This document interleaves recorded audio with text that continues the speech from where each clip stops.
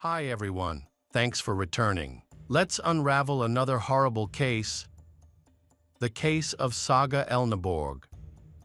Saga Elnaborg was a 20-year-old girl who was 7 months pregnant at the time. She was in a relationship with her boyfriend, Mohammedaman Dirisek Ibrahim, the father of her child. They had been together for about 2 years and were expecting a baby boy. With doctors confirming that the pregnancy was progressing well, Saga was eagerly looking forward to becoming a mother in just a few weeks and had carefully prepared for the birth of her child during this time. She shared pictures of her growing belly and many items she had bought for her future child on social media. She was especially fond of posting pictures of children's clothes. On April 28, 2023, Saga had scheduled a meeting with her boyfriend, Mohammed Amin, to discuss their relationship.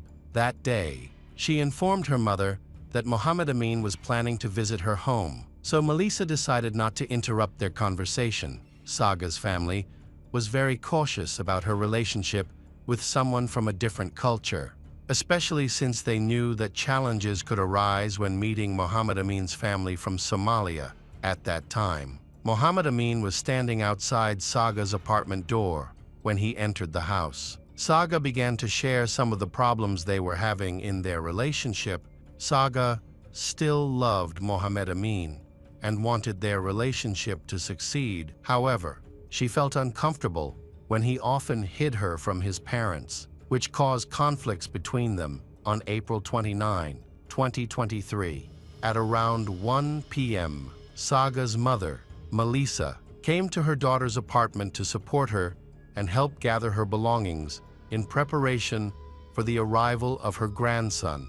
When Melissa arrived at the apartment, she was talking on the phone with her other daughter. She rang the doorbell several times, but no one answered, which surprised her. She knocked on the door, used the intercom, and even called Saga's phone and sent a text message. What puzzled she was that there was still no response from Saga. She thought that her daughter might have forgotten about her visit and gone out to run an errand.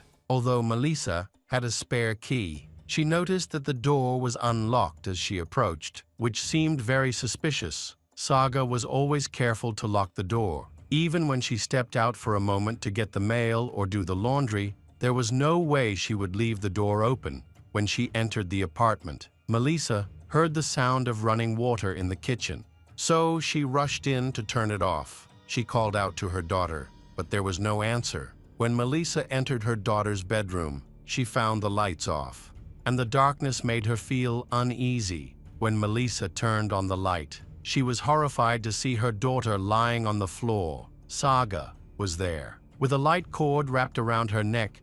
The scene was even more terrifying because a heavy table had fallen over. Melissa rushed to her daughter's side, pushed the table aside, and carefully removed the cord from her neck. She then called emergency services while attempting to give her daughter first aid. The first thing she noticed was that Saga's body was stiff and very cold, indicating that she had been dead for a considerable amount of time. Paramedics arrived quickly, but unfortunately, both Saga and her unborn child were dead. The police who arrived began an investigation and noted that she had suffered head and facial injuries. The crime scene was covered in dried blood, and jewelry boxes were found upside down on the floor. There were no signs of forced entry, but the police initially considered that she had taken her own life. However, after reviewing data from Saga's cell phone, they concluded that she could not have ended her life by herself. Saga had no mental health problems. She was cheerful and lively. Especially during her pregnancy, she was eagerly awaiting the birth of her child and could never have harmed herself or her baby. Forensic experts collected a significant amount of evidence at the crime scene, including fingerprints, blood, and DNA from under Saga's fingernails and from her belongings for analysis. The forensic expert concluded that Saga died of strangulation, with an estimated time of death between 1 and 3 in the morning. On the forensic expert's desk were not only Saga's body, but also the body of her newborn baby. weighing 1.7 kg.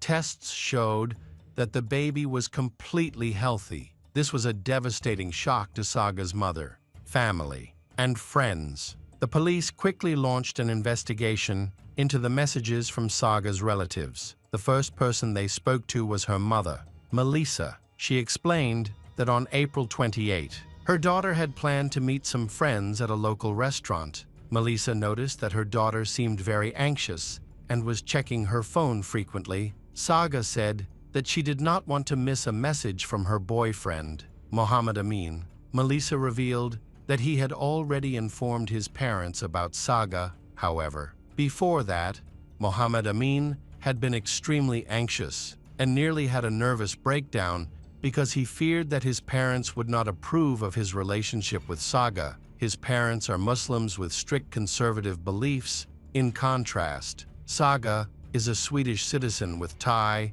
and European heritage, and she holds more modern views. Mohammed Amin and his family are refugees. His parents brought him to Europe when he was a child. Although he grew up in Europe and embraced modernity, he still valued his family's traditions. Another important issue was the difference in religion. Mohammed Amin's family was Muslim, while Saga's relatives were Christian. This difference in beliefs and traditions often led to conflict, straining their relationship. After dining at the restaurant, Saga said goodbye to her mother and friends, who wished her well, not knowing that it would be the last time they would see her alive. Tragically, after returning home, Saga was murdered. Police suspect that Mohammed Amin may have informed his family about his relationship with Saga, which may have provoked their violent reaction and ultimately led to the tragedy. During the initial stages of the investigation, the police looked into whether Mohammed Amin's relatives were involved in the murder. His mother had raised suspicions when she left home late at night. However, it was later confirmed that she had only gone to the shop and returned after about 15 minutes. There was no evidence that his relatives were involved in the case. The police also discovered that one day, Mohammed Amin's mother found the car he was using parked near Saga's house. At that time, his mother suspected he was having a romantic relationship with a Christian woman. After discovering this, Mohammed Amin's mother was furious. She informed him that he was no longer welcome in their home. She felt that if he did not respect their traditions, it would be easier to cut ties with him.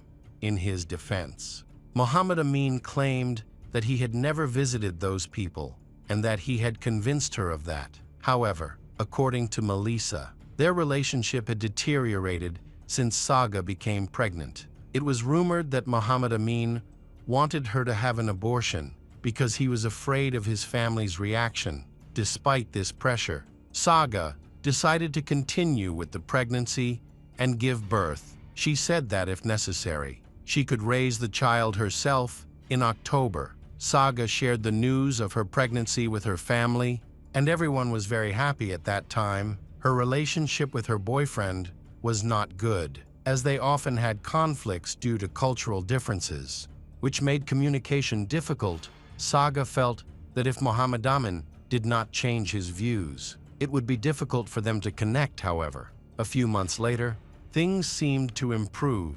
He began to adapt to her lifestyle and accepted the pregnancy. Appearing happy to be a father, Saga then moved into a larger apartment with a nursery, which she began to decorate. By March 2023, they were still together, but there were some troubling signs in their relationship. A friend confided in Saga that Mohammed Amin had tried to convince her that she needed to kick Saga in the stomach multiple times to induce a miscarriage. Saga was furious when she learned about this, but Mohammed Amin insisted that it was all a fabrication. Melissa knew about these disturbing events, but did not want to accept them as true. However, now that her daughter was dead, it was clear that Mohammed Amin's intention to harm Saga was real. The police began to piece together a timeline of events and soon discovered that Mohammed Amin and Saga had planned to spend that evening together. However, he seemed to be avoiding Saga, intentionally staying late at work to avoid seeing her that evening. Saga spoke to him. She told Mohammed Amin that he needed to tell his family about their relationship, the move, and her pregnancy, or they would break up. On April 28, Saga was waiting to hear from him, according to Melissa. Her daughter seemed quite anxious during this time. The police reviewed cell phone records and confirmed that Saga had been in contact with Mohammed Amin until 11 p.m. on April 28. He had said that he would not inform his parents about Saga and their relationship, stating that his family was more important than having an illegitimate child. Saga felt disappointed with his decision and tried to convince him to reconsider. She argued that if they broke up, his family would eventually find out about the child because she had planned to seek financial support from him after discussing their situation.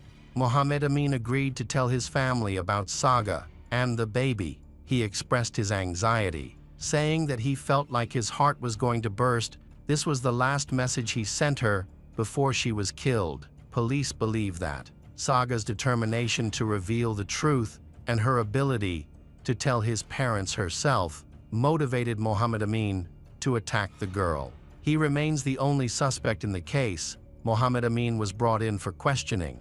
He claimed he had nothing to do with the incident and stated that on the night of the murder, he had returned home to confess to his parents about his relationship with Saga. However, geolocation data showed that this was not true. Mohammed Amin had, in fact, gone to his girlfriend's apartment when told that he was the prime suspect in Saga's murder. Mohammed Amin became defensive. He insisted he was innocent and had an alibi, claiming that he was driving with a friend at the time of Saga's murder. However, the friend was on the phone with someone else and refused to testify, despite his alibi failing. Mohammed Amin maintained that he last saw Saga on the evening of April 27. Mohammed Amin stated that he had confessed their relationship to his parents. However, the police discovered that he had never spent a full night at her new apartment, as he was afraid his family would find out. Due to Mohammed Amin's suspicious behavior, the police decided to arrest him and keep him in custody while they continued their investigation. He was detained for several months. Eventually, the prosecution gathered strong evidence against him, claiming it was sufficient to ensure victory in court.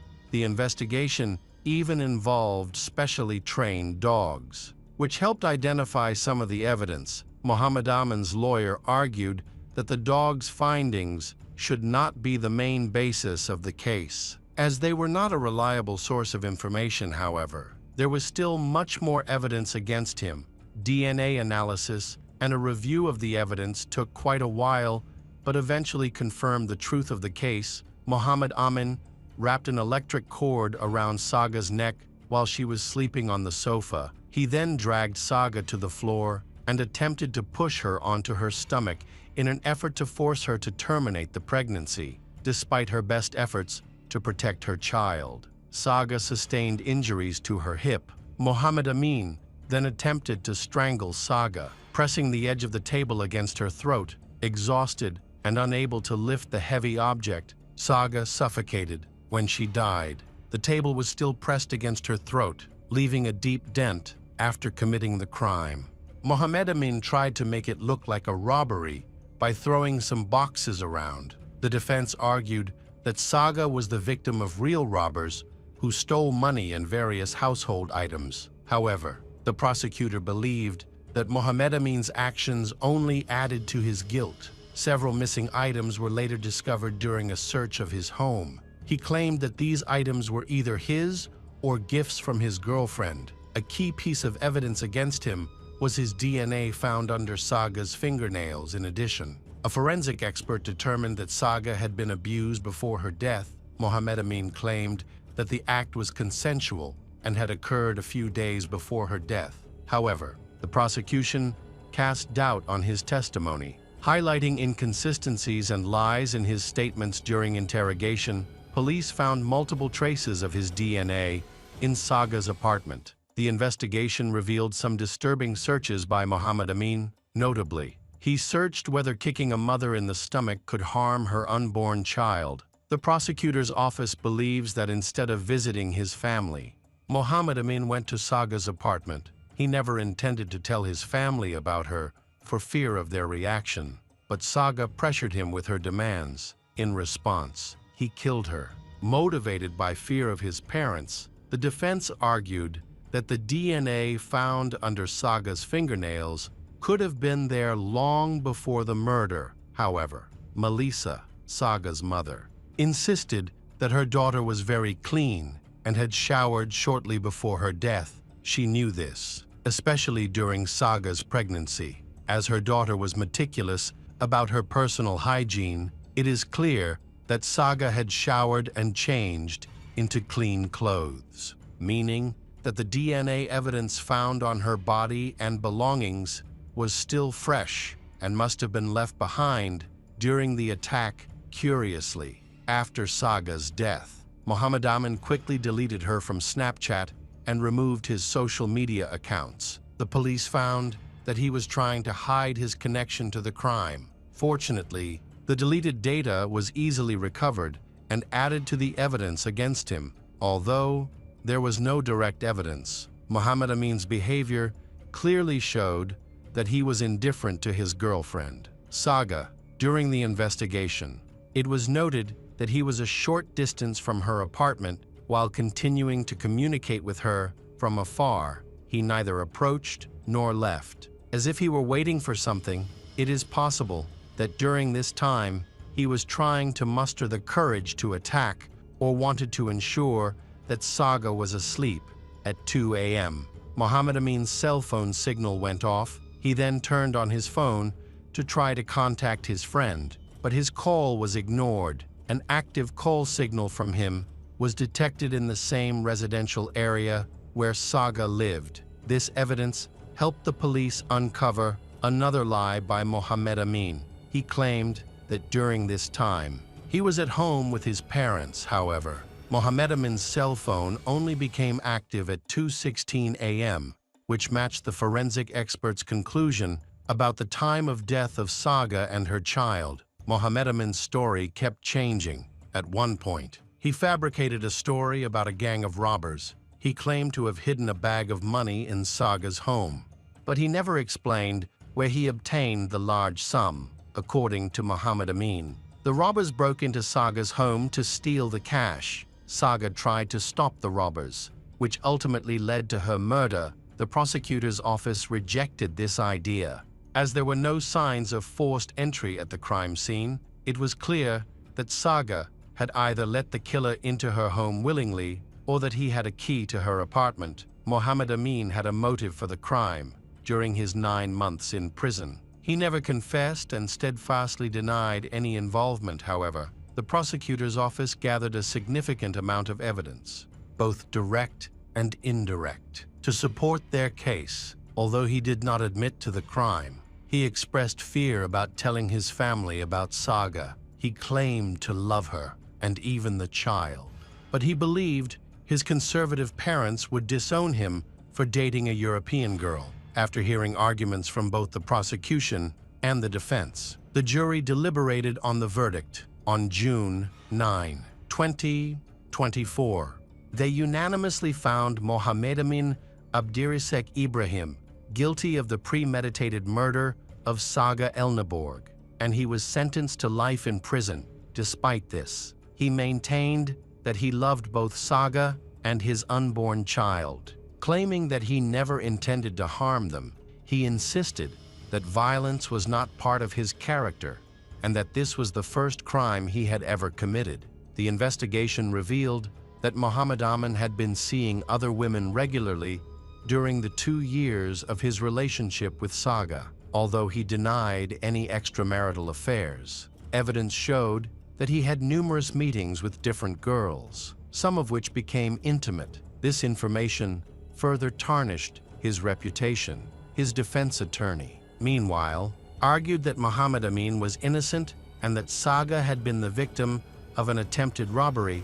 The attorney promised to fight for his freedom and intended to appeal the jury's decision. An appeal was filed shortly after the decision was announced, but the final outcome remains unclear. Although Mohammed Amin was charged with Saga's murder, he was never charged in connection with the death of his unborn child, which angered Saga's family.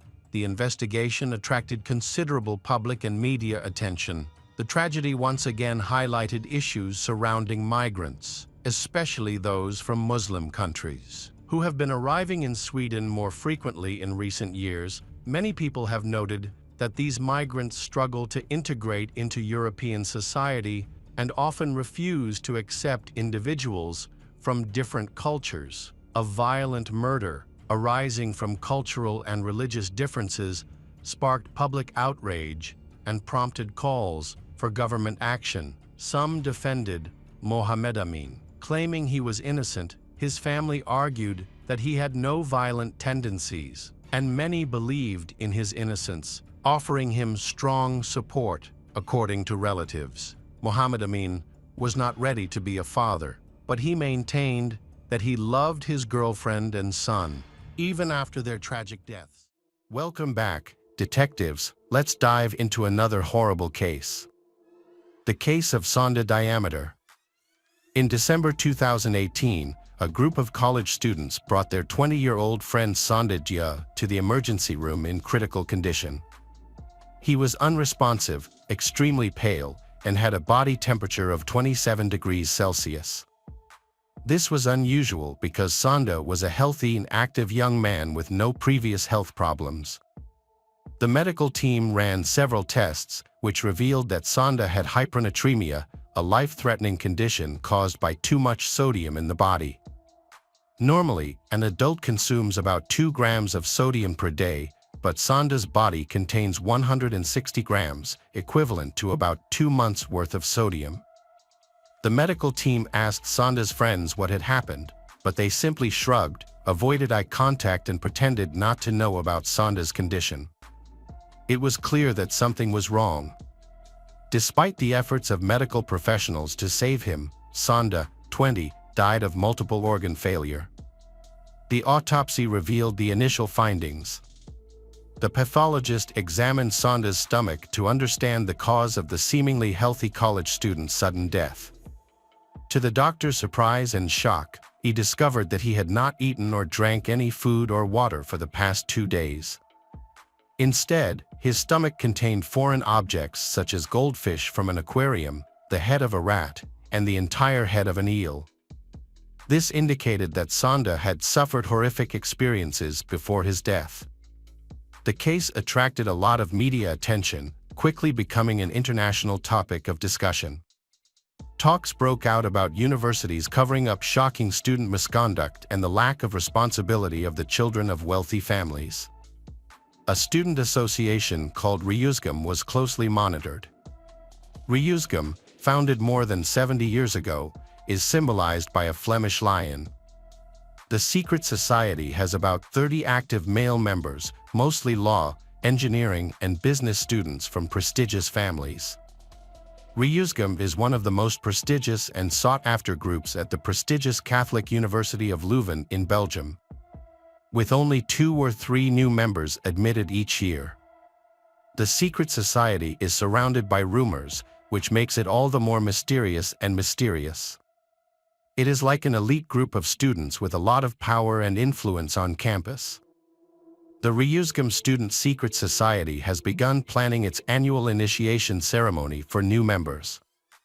The ceremony includes a unique and daring menu, starting with appetizers such as roasted grasshoppers and cockroaches, followed by a main course of rats and raw fish.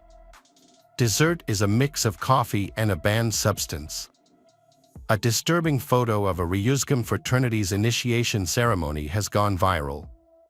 The photo shows the group's leaders dressed in worn clothes, while 4 new members are kneeling. 2 of the new members are pictured with a gun pointed at their heads, a pistol, and a rifle. The photo raises many questions. What other types of rituals does this secretive group conduct?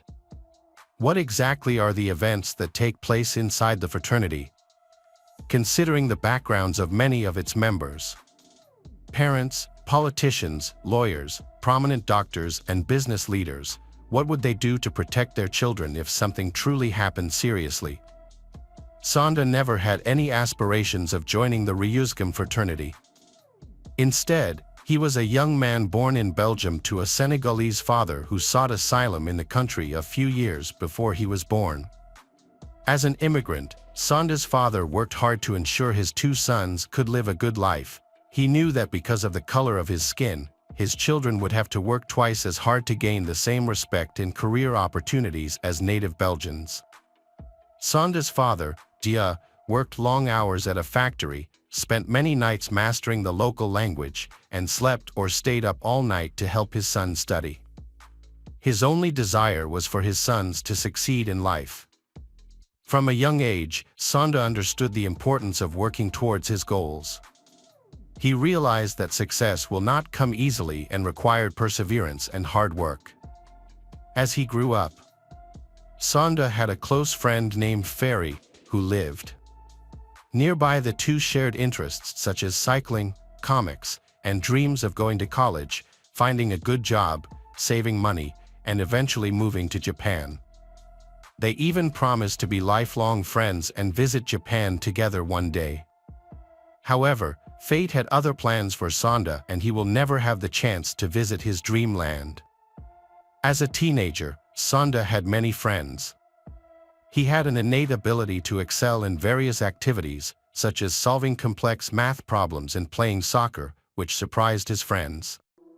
Despite his special talents, Sonda was loved by everyone for his easygoing and charming personality. He was sociable and easy to get along with, which made it easy for him to make friends.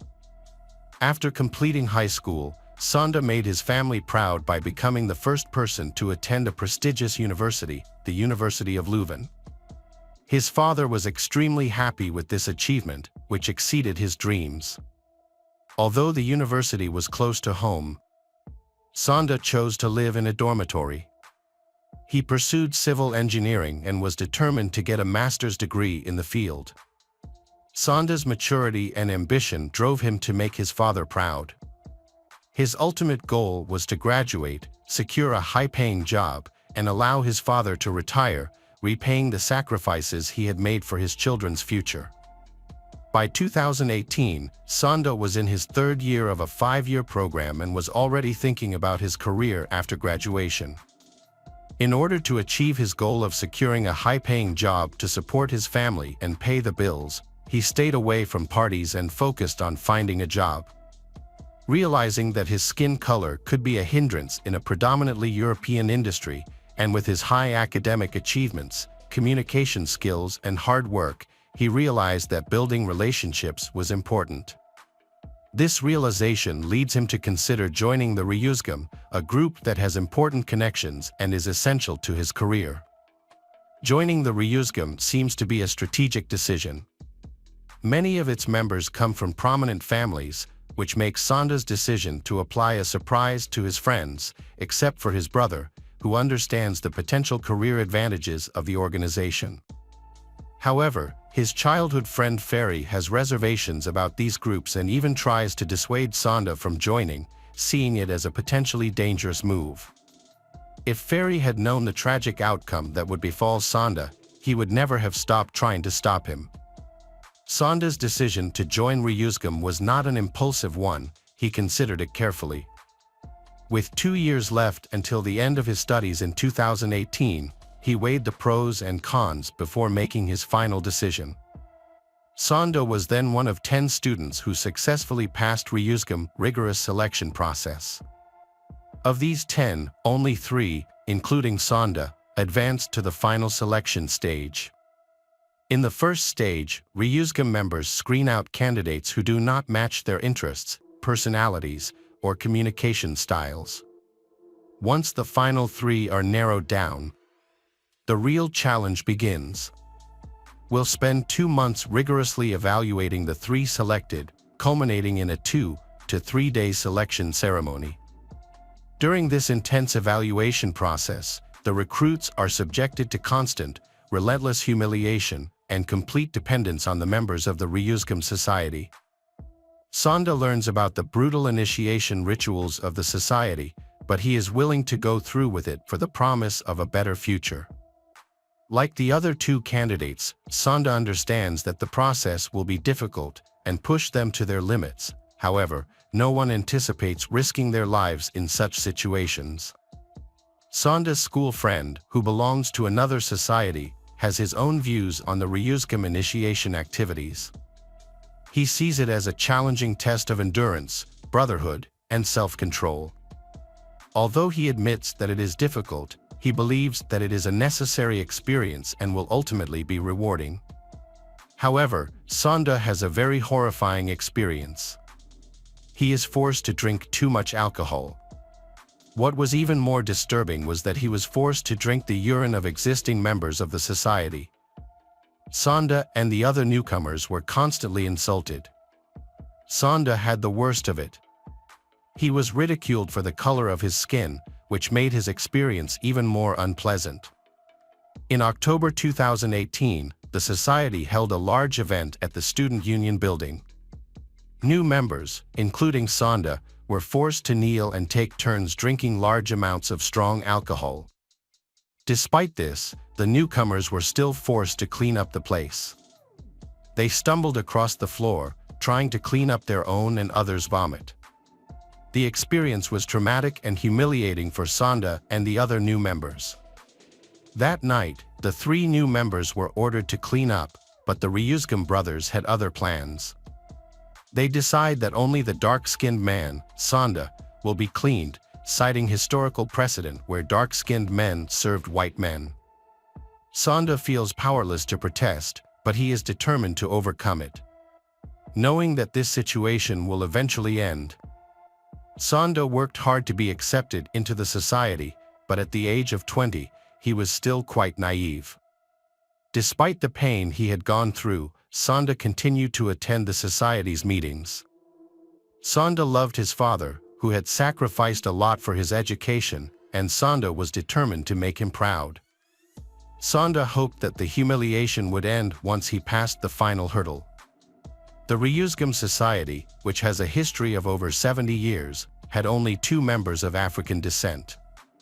In 2015, a dark-skinned student was inducted, and Sonda was about to become the second person to undergo the final initiation ceremony, also known as baptism. On December 4, 2018, the initiation process for new members began at 4 p.m. In the first challenge, 3 candidates, including Sonda, wear long, flowing white robes and walk into town with bouquets of flowers. Their goal is to sell as many flowers as possible by the end of the challenge. The person who sells the fewest flowers is punished. These punishments include drinking yogurt and other unpleasant substances. Sonda ends up in last place, selling 30 fewer roses than his competitors. This leads to his punishment, where he is forced to drink a significant amount of alcohol, affecting his ability to speak. The initiation moves into the second phase. The new members, now kneeling, are asked simple questions. However, by 7 p.m., the members of the association have become less tolerant of Sonda's inability to answer these questions clearly. Unsurprisingly, he is defeated by the other competitors and faces further punishments. His punishment was to drink 1.5 bottles of gin.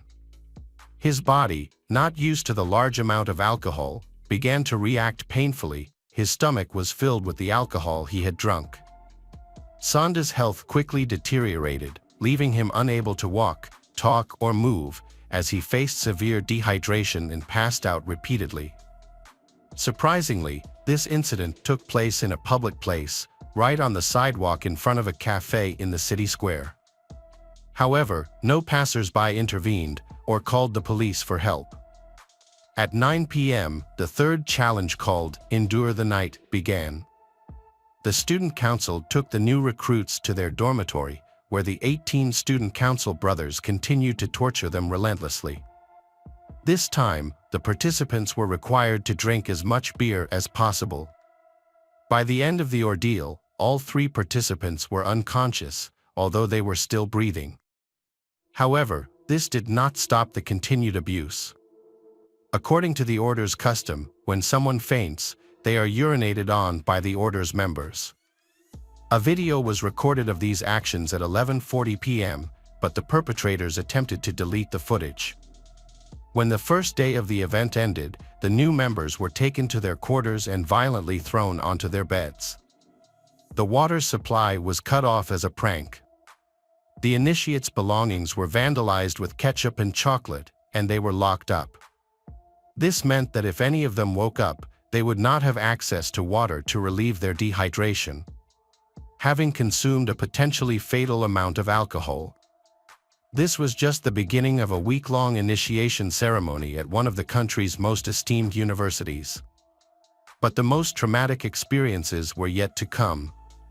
The next day, December 5, 2018, at around 10:30 a.m., the members of the order were ready to begin the final stage of the initiation ceremony.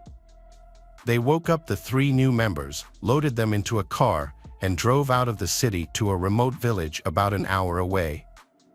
One of the members of the order had a small, isolated house surrounded by dense forests, ideal for keeping their activities secret.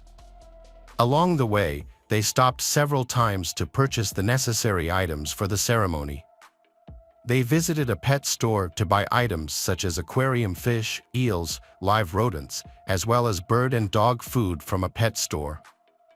They then stopped at a supermarket to buy various products, including fish sauce. However, this sauce is high in sodium and is not usually consumed in large quantities. They also bought duck eggs, sardines, clams, shrimp paste, mussels, and other seafood products.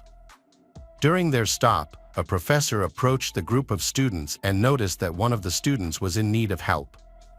She expressed her concerns to the society members and even suggested calling the police. However, the society members, quickly convincing her that the student was simply drunk and in shock, stated that the initiation ceremony was over and that they would help him recover by giving him a cold shower. This seemed to allay the professor's concerns. The group then went to a cabin in the woods. The police have reconstructed the details of what happened next through the recovered deleted footage and some evidence. The truth about the events that took place in that forest is still unclear. For several hours, the 3 beginners had to dig a large hole, which they were then placed in. Other members of the student union surrounded the hole. They filled it with cold water and live eels. In Belgium, the average temperature in December is around +3 to +7 degrees Celsius. When the newcomers start shivering from the cold, the members of the society urinate on them from above, a strange act that is said to warm them. At this point, Sonda was dehydrated and still drunk from the night before. Even if he wanted to get up and leave, he couldn't.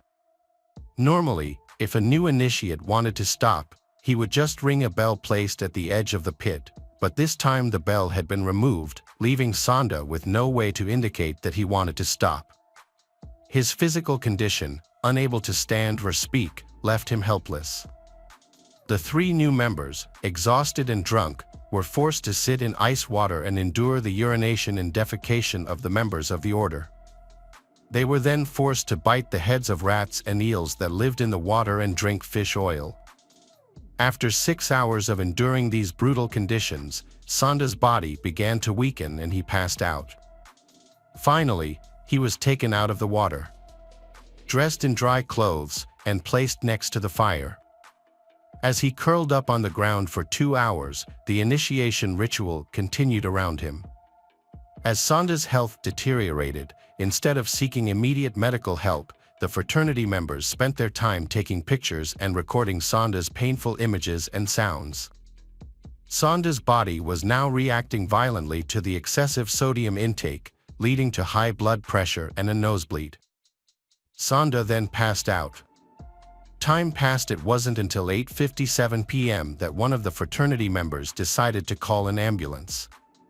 The students then drove Sonda to the hospital, but instead of placing him safely in the back seat, they deliberately placed him in the trunk to avoid dirtying the car's interior.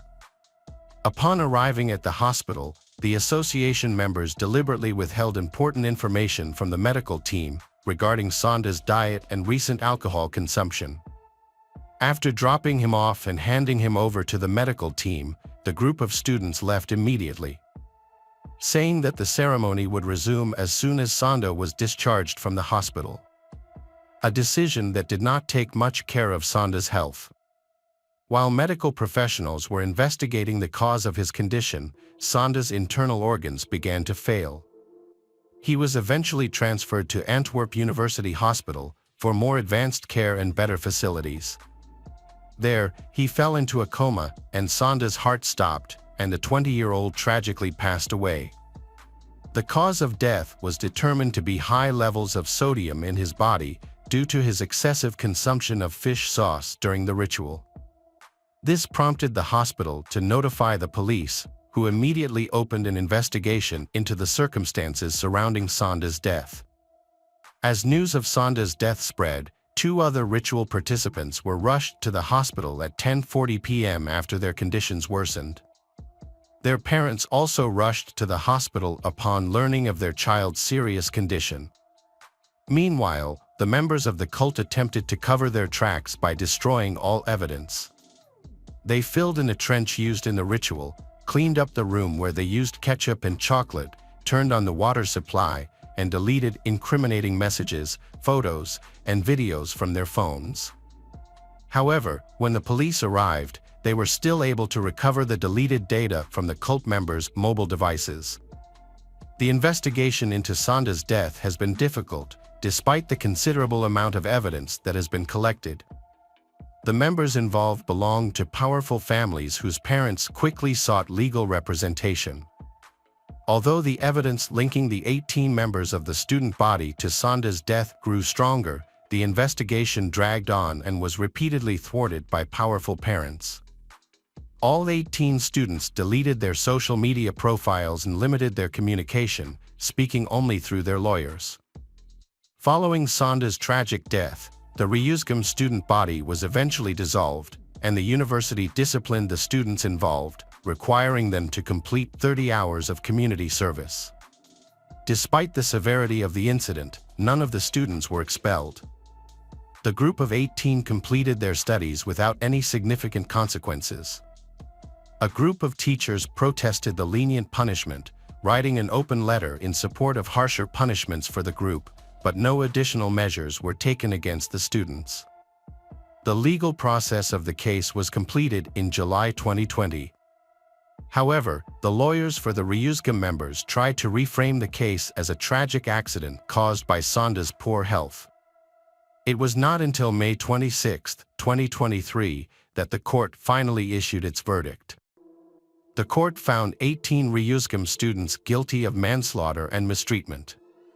Each member was fined €400, ordered to perform community service, and ordered to compensate the victim's family about €30,000. The court decided not to reveal the identities of the students responsible in order to protect their future. The relatively light sentences caused widespread outrage, leading to protests in several cities. However, while these protests took place, the outcome remained the same. Hi everyone, thanks for returning. Let's unravel another perplexing mystery. The case of Irene Cortez. Irene Cortez was born in 1980 in Granada, Spain. She is the eldest of a well-off family with a younger brother and sister. Her parents ran a small business, but her father died early. Her mother, Maria Lucas, took over and expanded the business, ensuring that her children did not lack anything. Irene was a beautiful, sociable girl who loved to be the center of attention. She married and became pregnant at the age of 17, then had a second child 2 years later. With the support of her mother and uncle, she continued to pursue education. In the early 2000s, Irene with her husband and 2 children moved to the resort city of Malaga and opened a disco bar. The bar became popular. The bar later transformed into a full-fledged nightclub and brought her profits. The couple welcomed their 3rd child and life seemed prosperous and stable. However, at the age of 25, Irene's husband was arrested and sentenced to 5 years in prison for trafficking illegal narcotics. He later died in prison under mysterious circumstances. Irene was left to raise her children on her own. She remembered how her mother had raised 3 children on her own and was determined to persevere. Irene successfully ran her own business, made a lot of money and had big plans for the future. In Malaga, Irene was immediately impressed by the hardworking and reliable man named Ferd. She was also attracted to him, and Ferd always tried to please her. At the time, Irene's husband was in prison and she planned to file for divorce, but he died before she could do so. Irene and Ferd's relationship gradually blossomed into love. Ferd Saras, born in Baronia, Colombia, grew up in a large and poor family. When he was young, his parents separated in the early 90s. His siblings became independent and he lived with his mother. In 2001, Ferd and his elderly mother moved to Spain in search of a better life. They settled in Malaga, where Ferd took any job he could find to support himself and his mother. Despite Ferd's humble background and Irene's 3 children from previous relationships, Ferd and Irene decided to move in together. They settled in Irene's spacious apartment, and soon after, Irene became pregnant with their first child. Their marriage produced a total of 3 children. However, it is unclear whether they were officially married. Irene kept her first husband's surname, while the children born to Ferd were given the surname Saras. In 2009, Irene's life took a negative turn. Ferd was arrested for drug trafficking and sentenced to prison, just like her first husband. Irene was left to care for her 5 children alone. Although Ferd's sentence was 3 years, he was pardoned after serving only a year and a half for his good behavior and cooperation during the investigation. While Ferd was in prison, Irene began a relationship with another man and lived with him. However, when Ferd was released and discovered Irene's infidelity, he became furious. He threatened Irene and her new boyfriend, even intending to injure the man. Fortunately, the situation was resolved without becoming a serious problem. Later, Ferd decided to forgive Irene for the sake of their children's happiness, and they decided to continue living together. However, Irene's relatives were still suspicious of Ferd's intentions. Irene's mother and uncle believed that Ferd was only interested in Irene's wealth and did not support their relationship. Irene's older children from a previous marriage could not accept Ferd, but the youngest child, who had been raised by Ferd since he was 2 years old, considered him a real father. In early 2011, Ferd wanted to return to Colombia to visit his homeland because his father was seriously ill. Ferd's father had been diagnosed with terminal cancer, and his sister had informed him of his health condition. Irene also wanted to visit Colombia and decided to go with her husband. She wanted to meet Ferd's father for the first time and experience the famous Baronia Festival, an event that usually takes place at the end of February. For Irene, the trip was also a much-needed break after years of hard work and raising 5 children without a break. Irene and Ferd had planned a 10-day trip, and her mother and sister had agreed to take care of the children during their absence. Although Irene's mother had concerns about the trip, she did not take them seriously. However, at the time, Irene's family was in financial trouble due to an unfortunate business. The situation became worse when Irene discovered that the €3,000 in personal savings she had kept at home had disappeared the night before they left. This almost caused their plans to be cancelled. But Irene quickly found a solution and borrowed money from her uncle and some close friends. She then booked plane tickets in a hotel in the city center, ensuring that they were ready for the trip. Irene and Ferd arrived in Colombia on February 27, 2011. Upon arrival, they checked into a hotel and Irene called home to inform her mother that the flight had gone smoothly. 2 days later, Ferd broke the bad news of Irene's death to her 14-year-old eldest son, initially claiming it was an accident. However, the truth was soon revealed. Irene had been murdered during a robbery at an entertainment venue in Baronia. The case attracted widespread media attention in Colombia. Initially, the story revolved around Irene, a Spanish tourist who was murdered by robbers and fled the scene, leading to a massive police manhunt across the city. But the circumstances of the robbery and murder were unusual. The attackers did not appear to have been interested in stealing valuables, instead shooting Irene in the heart before fleeing the scene. Upon arriving at the scene, Faird's calm demeanor during interviews with police and media representatives raised suspicions. Authorities confirmed Irene's murder and said that her remains would be repatriated once the investigation was complete. As investigators reviewed surveillance footage from the scene, the mystery of Irene Cortez's death began to unravel. The footage was important because it captured Irene and Faird Garris meeting Faird's brother, sister, and wife on March 1st. That evening, the group spent time attending a festival, walking around town, and then going to a local bar for dinner at Faird's suggestion. As the time passed 1 a.m. and the bar emptied, Irene's group were the only customers left, along with the bar staff. However, things took a turn for the worse around 2 a.m. when two men who seemed uncomfortable walked into the restaurant. What worried the manager was that the two men did not order any food or drinks, and their behavior was very suspicious. Furthermore, their youthful appearance prompted the manager to check whether they were of legal age. The young men refused to show identification when asked to leave. One of them pulled out a gun and pointed it at the manager. His accomplice pulled out a knife but quickly moved out of view of the camera. The gunman pushed the manager aside, approached Irene's table and announced his intention to rob her, demanding her cell phone and cash. The accomplice with the knife reappeared, presumably to collect valuables, while the gunman threatened the group. The gunman ordered Faird to stand up so he could search her pockets. As Irene attempted to grab her purse, the attacker shoved her with his gun. A shot was fired as he grabbed the purse, hitting Irene in the chest.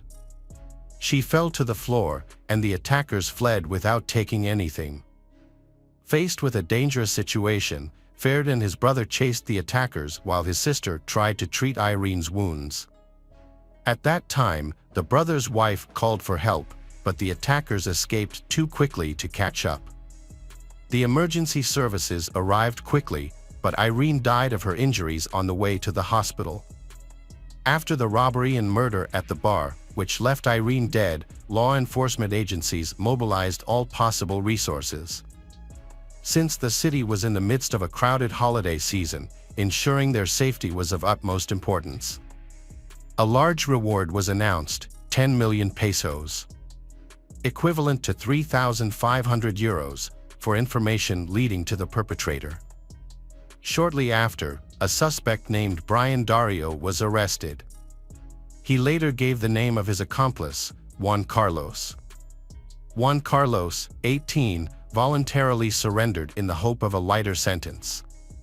During Brian's interrogation, he claimed that his financial situation, debts, and the need to care for his sick child with high medical costs led him to commit the crime. These statements were later confirmed by his relatives. Brian also claimed that the shooting of Irene was an accident while he was trying to snatch her handbag. Juan Carlos also claimed that he was involved in the crime unintentionally. He said that Brian did not reveal his detailed plan but asked for help in his work. Juan claimed that he only carried a small knife to threaten, not to cause injury, and left the scene when he realized Brian's true intentions. However, surveillance camera footage contradicts Juan's statement, showing that he returned to Brian. With both suspects arrested and confessing to the crime, the case seemed to be solved and prison sentences awaited them. The court found Brian guilty of robbery and murder, with aggravating circumstances, and sentenced him to 23 years in prison. Meanwhile, Juan received a 17-year sentence for his role as Brian's accomplice. From the beginning of the investigation, Irene's family accused Faird of orchestrating the murder of his wife. Irene's mother and uncle hired a private investigator to conduct an independent investigation, gathering additional evidence and files to hold Ferd responsible and prove his involvement in the case. According to Maria Lucas, Ferd was the only person who knew about the €3,000 hidden in Irene's house, and he was also the only one who could have secretly accessed the money. Another important detail is that Ferd used his father's illness as the main reason to go to Colombia. However, in reality, Ferd's father was not diagnosed with cancer and he is still healthy for his age. One was clearly scared and likely didn't understand what was happening as Brian approached and went up to Ferd and lifted him without directly threatening him with a gun. It seemed like the men knew each other and were acting together. Then, Ferd oddly moved behind Irene, who was sitting at the table, when she reached into her bag for her wallet. The man with the gun looked at another man as if waiting for a signal. It's unclear if he received any sign, as Irene and Ferd had their backs to the camera. After the shot, Ferd chased the killer but, according to experts, he deliberately let him escape. However, this claim is controversial because Brian was armed, and Ferd might have feared for his life. Ferd's behavior after Irene was declared dead was also questionable. He willingly gave interviews to reporters, discussed the details of the incident, and didn't appear too upset or depressed. Another important question is why, after the tragedy, Ferd called Irene's 14-year-old son instead of her mother, uncle, or any adult relatives to inform him of her death. Pedro Lucas, Irene's uncle, broke the silence by giving a press interview in which he openly expressed his suspicions and investigation findings. He firmly believed that Ferd had meticulously planned the trip to trap Irene. According to Pedro, Ferd used the stolen money to hire a killer and had plans to acquire guardianship of the children and take control of the business after Irene's death. Ferd's mother vehemently defended her son against the accusations. She claimed that Ferd truly loved Irene and the children and would never harm them. However, while defending Ferd, she inadvertently revealed that he had a tendency to take offense when his pride was hurt, particularly when it came to Irene's loyalty. Furthermore, a disturbing revelation emerged that Ferd had left Spain using forged documents, as he was not permitted to travel due to his recent parole release from prison. In response, Ferd denied the claim, stating that he departed the country legally, with Irene acting as his guarantor. Irene's body was finally returned to her native Spain 12 days after the tragedy. Due to the advanced state of decomposition, the coffin had to remain closed throughout the ceremony. Hundreds of mourners attended, including family, friends, neighbors, and even strangers who were moved by Irene's story. However, one person who was absent was none other than Ferd. Ferd chose not to return to Spain for the funeral, fearing retaliation from Irene's relatives. He claimed that they had repeatedly threatened him and his elderly mother, and so he decided to delay his return. Before attempting to return, Ferd sought a protection order from the authorities, but his request was denied. Feeling unprotected, he decided not to risk attending the funeral. Instead, Ferd took his concerns to court, filing a complaint against Irene's relatives, Maria and Pedro Lucas, alleging that they were preventing him from returning home. However, the couple denied Ferd's complaint, claiming that they actually wanted him to return to Spain to stand trial. Further investigations and trials were conducted with new details and charges against Ferd.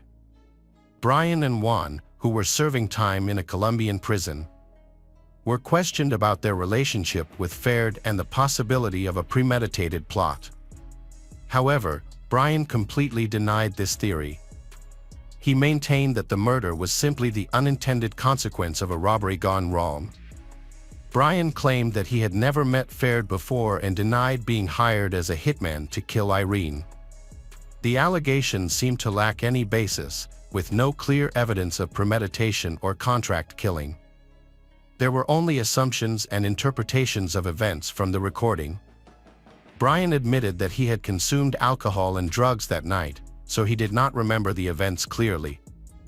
Juan insisted that his friend had nothing to do with Faird's plan and that everyone was shocked by what happened in the bar. Juan appears to be telling the truth, but the testimony of Brian, who fired the fatal shot, raises doubts. Although he did not commit the robbery, Brian's sick child is receiving expensive treatment in hospital. Brian claims that someone kind helped, but the lawyer claims that the €3,000 stolen from Irene were used for treatment. There are rumors that Brian accepted prison to save his child and secretly transferred the money to his wife, but this has not been proven. Faird only returned to Spain after a court order to ensure his safety. Months passed and media attention waned. When he returned, Faird claimed to have evidence proving his innocence in the murder of his wife. The main reason for his return was to take care of the children he had with Irene, who had been cared for by Irene's relatives during his absence. 6 months later, Faird revealed in a major interview that his life had changed completely. He lost his job, had his passport confiscated, and was unable to leave the country. Worse still, his friends turned their backs on him. His late wife's mother and uncle prevented Faird from seeing his children. Faird repeatedly confronted Maria and Pedro Lucas in court. He accused them of threatening him, while they tried to prove that Faird was involved in Irene's death. However, neither side could provide convincing evidence. As a result, Faird's children remained in the care of his grandmother and uncle. Faird was also unable to reclaim any of his late wife's assets. Hello, crime enthusiasts. Are you ready for another chilling investigation? The case of Jane Hilton. Jane was a familiar face in El Dorado Hills, California. She wrote for the Foothill Times and often reported on local social events. Jane had 6 children, whom she loved dearly and often inspired through her daily poetry. After earning her real estate license, she married Archie Hilton in 1984, but the marriage fell apart in July 1985. Seeking help, Jane approached her former boss, Will McLean, who owned a large house in El Dorado Hills. Will's daughter, Maureen Klein, lived there with her boyfriend. Will's nephew, Ricky Davis, and his girlfriend, Connie Dahl, were also staying in another room in the house. On July 6, 1985, Will invited Jane and his youngest daughter, Autumn Anchor, to live in his house. Will's house was crowded and had a lot of people coming and going. However, Jane and Autumn's first night there would be their last.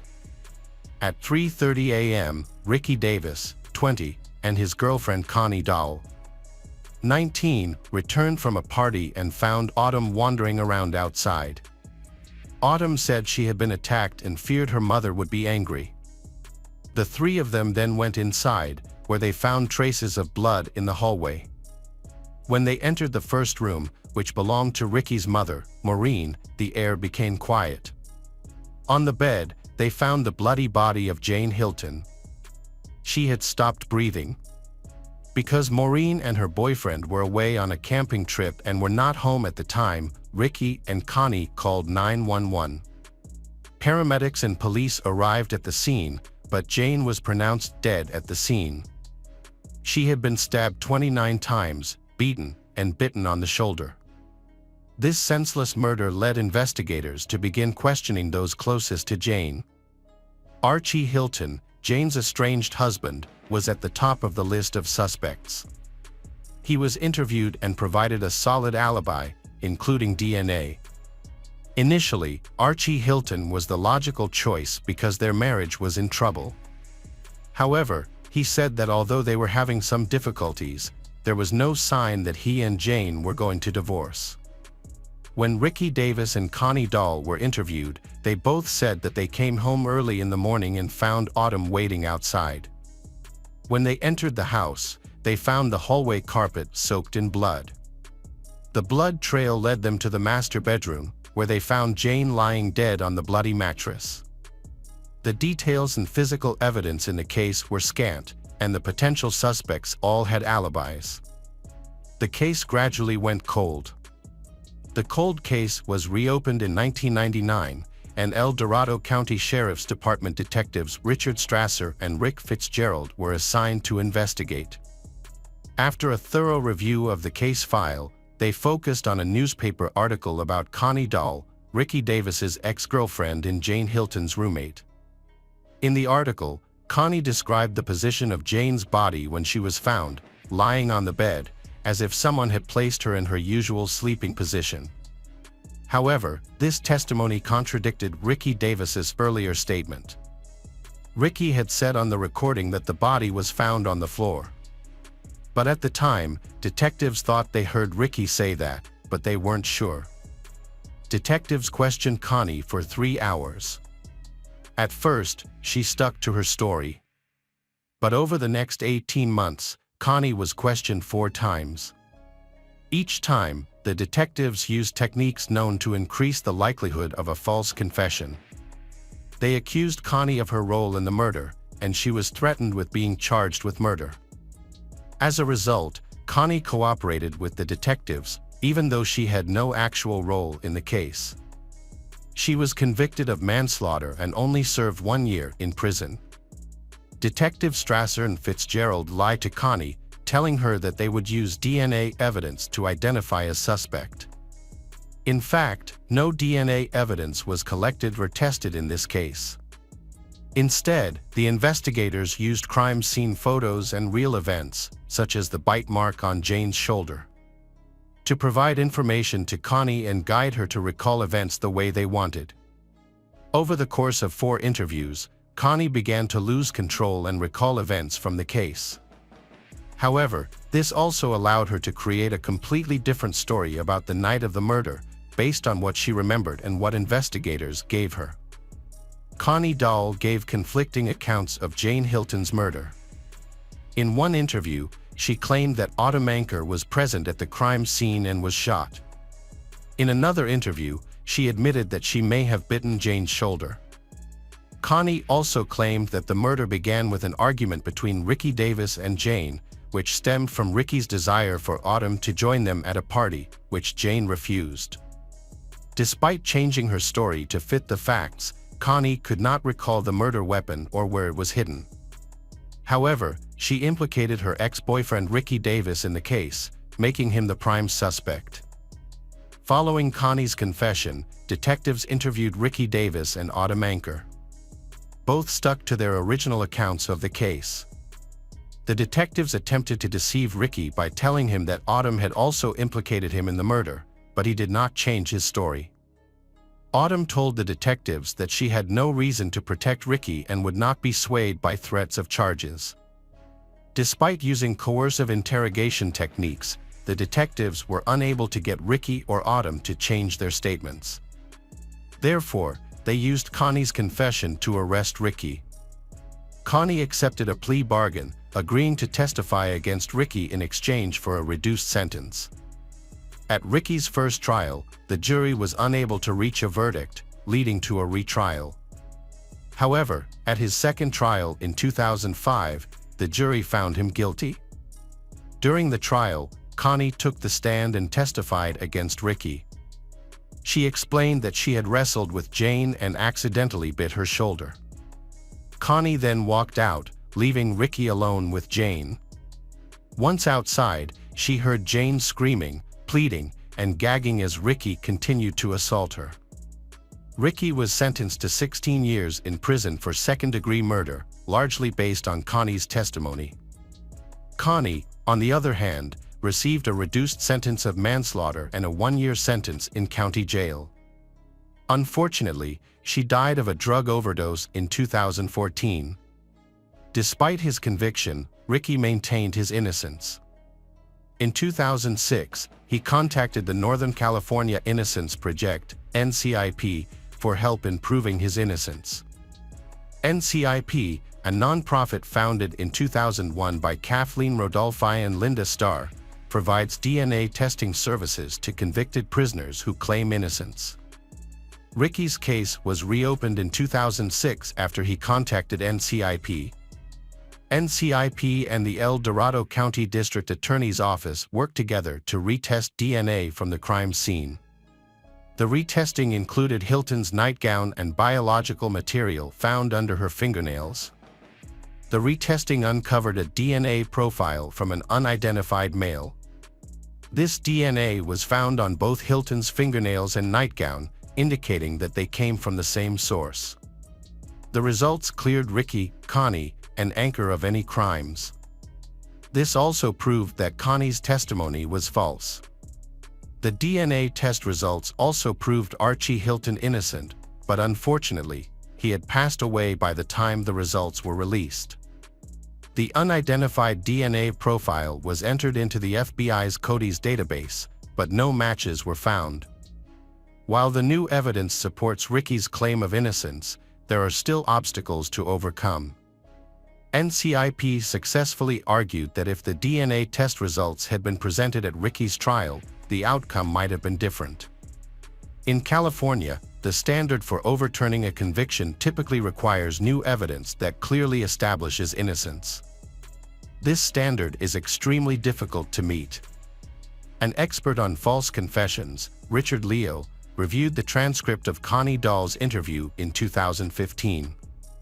He found that detectives used pressure techniques to force Connie to give a false confession that fit the detectives' preconceived ideas about Jane Hilton's murder.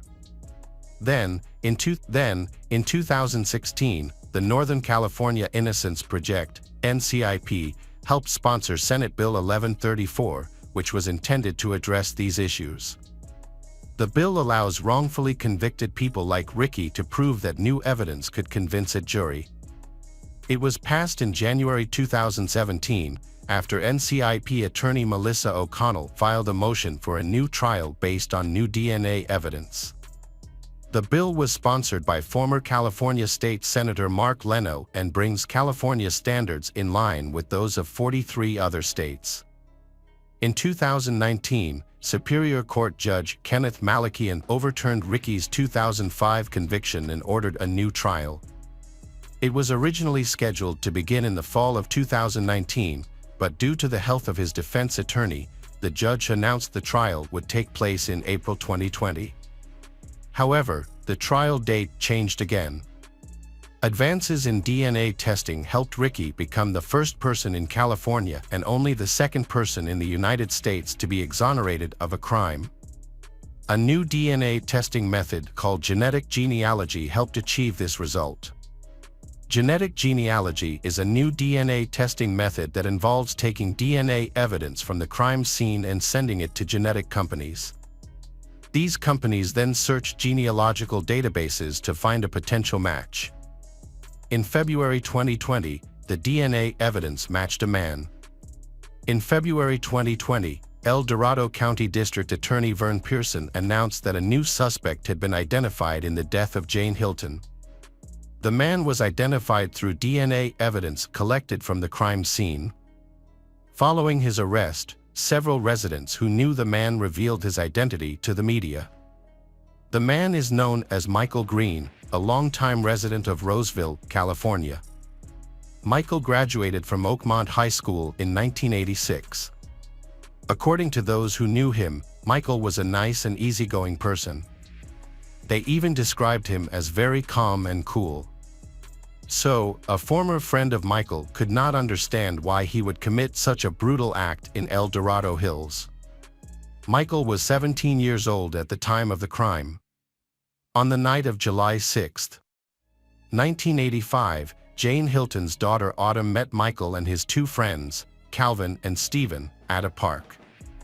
Autumn then decided to go home to shower and said she would come back to see her friends. However, she went to another friend's house instead of going back to the park. However, that evening, Autumn returned to the park to meet the boys again. What happened next is only speculation.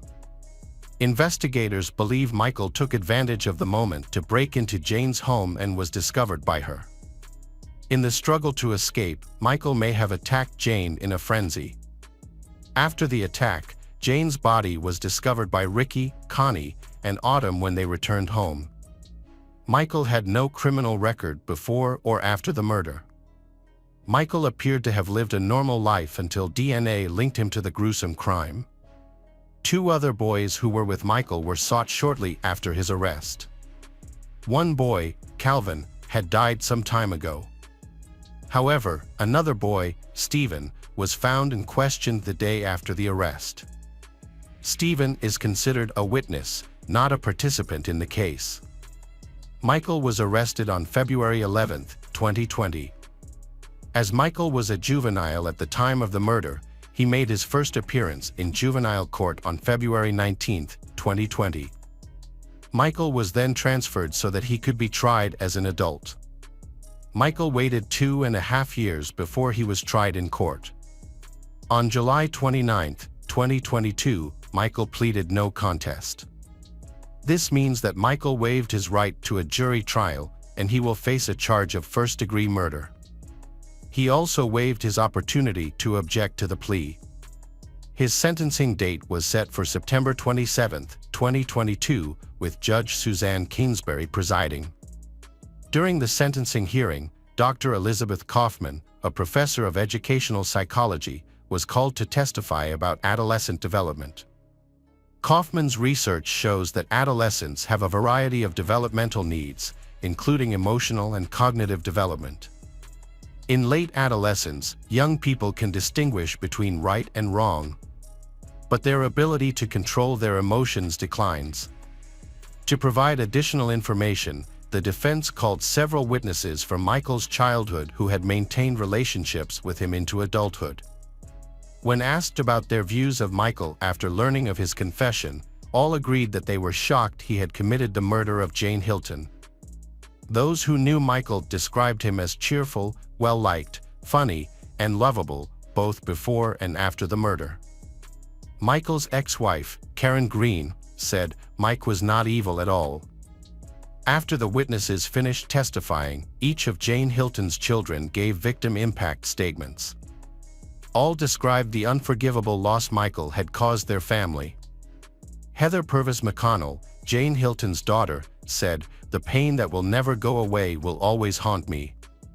Ardith Brandon, Hilton's 4th child, said, "I loved my mother and I think Michael loved her too. I want to know how he would feel or what he would say to the person who stabbed your mother 29 times. What would you do if you got a call in the early morning to tell you your mother was dead?" Ardith recounted collecting her mother's belongings from the house where she was killed and ended with a powerful statement, "We will always have something in common, regret for the stupid decision you made 37 years ago." Hilton's son, Ian, echoed his sister's sentiments. He went on to explain the hardships the family faced and the constant nightmares they endured, especially after being wrongly blamed for her sister Autumn. As he finished, he broke down in tears and said, "All the words we say will never bring my mother back." Autumn was the last to speak. Her testimony showed real pain as she recounted what she had been through over the past 2 decades. She recounted the day 2 detectives came to her home, telling her they had found the people responsible for her mother's death. She was later accused of biting her mother and helping move her body from the floor to the bed. Autumn said that if she had not sought the help of a lawyer at the time, she doesn't know how far the investigators' intimidation tactics could have gone.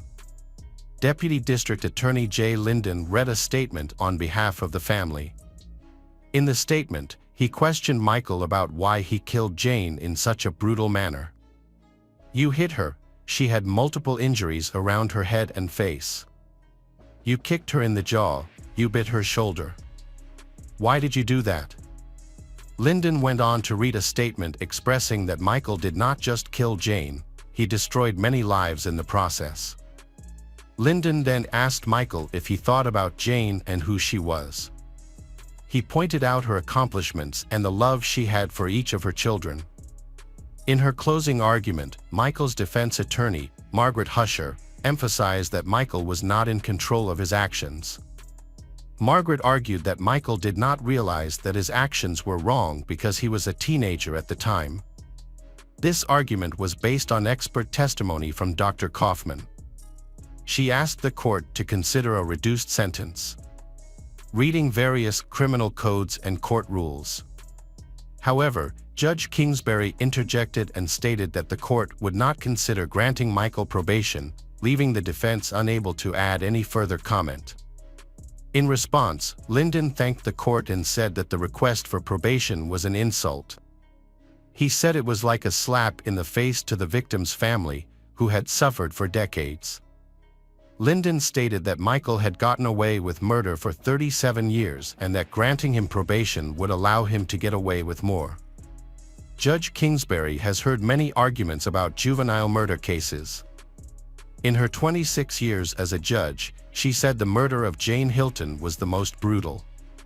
Before sentencing, Kingsbury asked the victim's family to forgive them for the pain they have endured. She also hoped they would overcome their pain, as that was their mother's wish. Kingsbury encouraged Michael Green to use all the resources available to him in the California Department of Rehabilitation. She said Michael could achieve parole if he used those resources. Kingsbury also said Michael had a great side and that he had a lot to offer. She also said he was young enough to be released and live a productive life. Michael Green was sentenced to life in prison and is being held in the El Dorado County Jail. He will then be transferred to the California Department of Rehabilitation. Restitution will be determined after further review by the court. Ricky Davis, who was wrongfully convicted of the murder, was released on February 13, 2020. He will be entitled to more than $750,000 in state compensation. However, his attorney argues that this amount does not make up for the years of freedom he has lost. Ricky continues to sue the state for damages covering the period from May 21, 2002 to February 13, 2020, for a whopping $18 million. The lawsuit is still pending as of 2022. In September 2022, California passed Assembly Bill 2644, which prohibits law enforcement officers from using threats, physical harm, deception, or manipulative interrogation tactics when interrogating people 17 years of age or younger. District Attorney Vern Pearson is calling on all law enforcement agencies to stop using intimidation tactics. He says the deceptive tactics that have been used for years will assume guilt and focus on getting a confession instead of getting the whole story. The El Dorado County DA's office will now dismiss any case where the main evidence is a confession obtained through threats, lies, or psychologically manipulative interrogation tactics. The measures are intended to ensure that no one is convicted based on a false, coerced confession like the one that Ricky Davis made. Hello again, true crime fans. We've got another mysterious case to explore. The case of Sarah McLynn. Harold Saskco was born in Titusville, Florida, on September 11, 1961, and later became a resident of Kansas City. His family had 12 siblings, and he was known to be responsible and help his siblings with housework. After college, Harold opened his own pizzeria and expanded his business, opening 2 more restaurants in Lawrence and Topeka. In 1990, he relocated to Lawrence with his then-wife Anna and their 3-year-old daughter Mendez. Following this move, he also launched a 3rd restaurant in the nearby city of Topeka. However, his dedication to his business led to problems in his personal life, causing a rift in his marriage and eventually a divorce. Harold was a respected member of his church and prided himself on being a dedicated man. Those who know him find him to be kind, thoughtful, and meticulous in his management work. However, on January 17, 2014, Harold vanished unexpectedly, leaving behind many unanswered questions surrounding his disappearance. The day started like any other Friday, with the weekend just ahead. People continued to go about their daily business, including the staff at his pizza shop. However, when they arrived at work, they found the restaurant deserted and quiet. Typically, Harold would be there to open the kitchen, but he was nowhere to be found. What's more, no one had heard from him in several days, which was unusual. Concerned for Harold's safety, staff contacted police and asked them to check on him at his home on West 26th Street. Later that day, an officer visited Harold's residence, knocking on the front door and window, but receiving no response. The officer then looked inside and saw a man lying face down on the floor. Police entered the house and confirmed the man was Harold. He was lying in a pool of his own blood and had clearly been dead for several days. Moreover, the scene suggested that Harold's death was no accident. His hands were bound behind his back with zip ties, indicating that someone had intentionally restrained him. His legs were also tied, further suggesting a deliberate act. The most disturbing detail, however, was the deep gash in his throat, which had severed the bone and made survival impossible. The officers were confronted with a gruesome scene. In addition to the ties and the fatal wound, the police found several empty bottles at the opposite end of the room, as well as a phone and laptop that didn't belong to Harold. They also noted that Harold's car was missing from the driveway. One peculiar piece of evidence was the word "freedom" scrawled on the wall in Harold's blood. As the police presence in the Harold's house, this attracted the attention of curious neighbors. The officers decided to use this to their advantage by asking more questions. Through these investigations, that they discovered Harold wasn't living alone. Neighbors reported that he was living with a girl he referred to as his stepdaughter. This information proved crucial for the investigation, as it revealed that there was someone who not only knew Harold well and had regular contact with him but was also likely present at the crime scene. It was eventually confirmed that the stepdaughter was 18-year-old Sarah McLean, who had been living with Harold for the past 2 years. However, Sarah was missing. This caused the police to become suspicious. Finding her became a top priority, as her disappearance left many unanswered questions. She could have been a victim, witness, suspect, or none of these. It was crucial to locate her. Then police notified Harold's family and friends about the incident. A funeral for Harold was planned for February 8, 3 weeks after the incident. The police asked the public to contact Douglas County forensic investigators with any information about Sarah's location. A $1,000 reward was offered for any information that could help find her. Sarah McLean was born on July 9, 1994, in Topeka, Kansas. She was raised in a loving family with her parents and 2 siblings. And she had an especially strong bond with her sister. As a child, Sarah was known for being shy and kind. She spent most of her childhood being homeschooled, which limited her social circle to her neighborhood. However, her life took a challenging turn when her parents divorced during her teenage years. This significant change had a profound impact on Sarah, making her more vulnerable.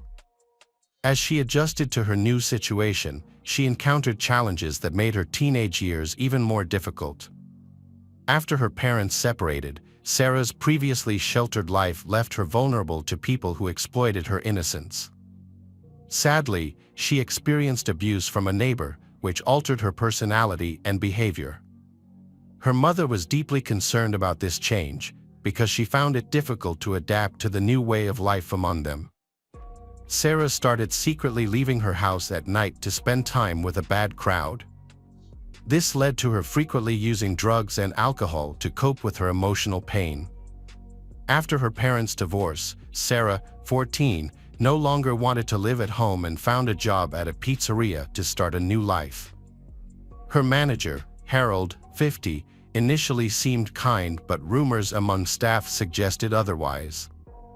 He told other managers to only hire young, attractive women. While working at the pizzeria, Sarah's routine consisted of waking up, going to work, spending time there, and returning home. However, she often spent her nights drinking before going back to her family's house. Reports indicate that Sarah was usually sober only at work, but even then, her work efficiency is still not high. Despite frequently showing up drunk and nearly getting fired multiple times, she kept her job, likely because Harold felt sorry for her and knew she needed support. When Sarah turned 15, she experienced another traumatic incident, where a man attacked her and burned her with cigarettes. After that, Sarah's mental health, which was already fragile, deteriorated significantly. She stopped attending work, lost friendships, and fell into a deep depression. Within a year, at just 16 years old, she attempted to end her life. Thankfully, her family found her in time and called for medical help. Following a 5-month hospital stay, Sarah made a full recovery. Upon her hospital discharge, Sarah was touched by the support she received from her loved ones and friends. Among the messages of support she received, one in particular caught her attention, a message from Harold, who used to be her supervisor. Harold offered to be Sarah's confidant, someone she could confide in. He would drive her around, take her out to eat, and listen to her problems. Since Sarah had no one else to turn to, she eventually accepted Harold's help. During one of their outings, Sarah opened up to Harold about her past, sharing her traumatic experiences with men, her drinking, and other struggles. Harold realized that she wanted to move out of her family's house. Upon learning about Sarah's traumas, he suggested she move in with him. Although the offer raised some concerns, Sarah was in a vulnerable state, feeling lost and hurt. Harold's offer provided her with an escape, and at 17 years old, she agreed to live with him. Sarah's life seemed to settle down after she moved in with Hal. She found a new job, away from the pizzeria, and Harold took good care of her. Her dog moved in too, and she even thought about attending college. However, Sarah's mother, Michelle, was not pleased with the situation. She found Harold odd and the whole story suspicious. Whenever Michelle wanted to discuss this issue with Sarah, their conversation would become tense, and they would argue loudly, causing Sarah to distance herself even more. Michelle doubted that Harold's intentions were as pure as he claimed. She worried that Sarah was too naive to see the potential issues. After her parents' divorce, Sarah's father had cut off all contact, leaving a void that she was trying to fill. The situation became even more unsettling when Harold asked Sarah to call him Dad and told their neighbors that she was his stepdaughter.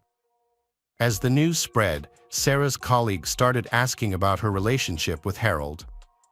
Sarah would tell them that he was just a friend, but from the outside, it seemed unusual for a 50-year-old man to take in a troubled 18-year-old girl. Her peers likely suspected that something was off. After Sarah turned 18, she felt uneasy as Harold's behavior changed drastically. He started buying her alcohol and illegal drugs, made jokes about them being in a romantic relationship, and even suggested a sexual relationship. Harold kept a record of everything he spent on her, including rent, cosmetics, and substances, in an attempt to make her feel indebted to him. He made it clear that she couldn't leave until she paid him back. As a result, Sarah felt trapped and eventually gave in to Harold's advances, leading to a 10-month period of a sexual relationship with the man she once considered a father figure. They had sex several times a week, and Sarah's only way to cope was to consume alcohol and use substances, further increasing her debt to Harold. Harold's behavior was inconsistent, often criticizing Sarah one moment and complimenting her the next.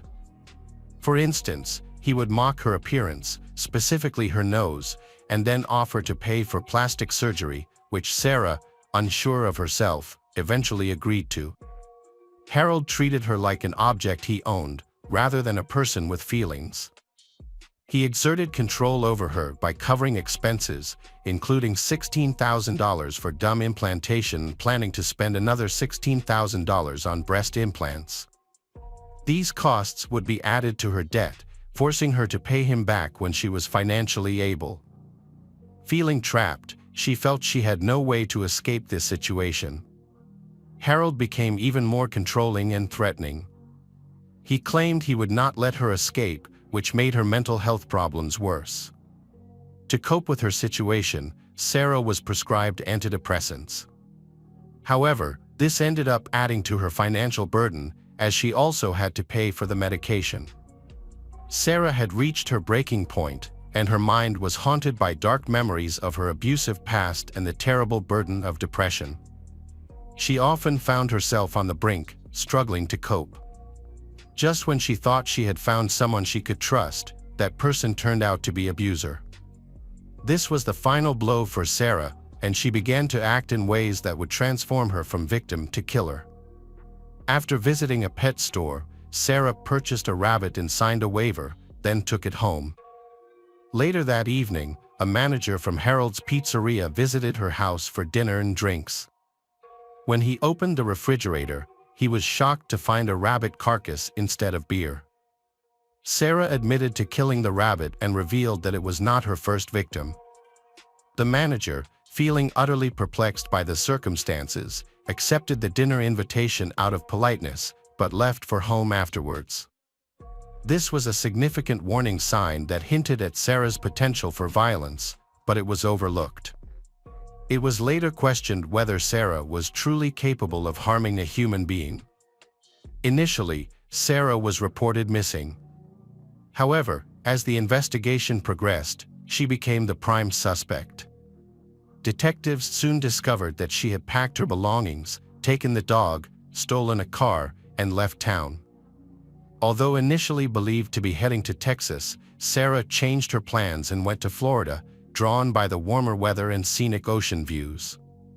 Based on this new information, she was officially declared a wanted person. Sarah was a prime suspect in Harold's murder and considered mentally unstable, posing a threat to others. As a result, she was the subject of a nationwide manhunt that lasted for 11 days, with many officers across the country on the lookout for her. On January 25, 2014, after evading capture for over a week, Sarah McLin was finally apprehended in Everglades National Park. She was found sleeping in Harold's stolen car with a loaded gun beside her.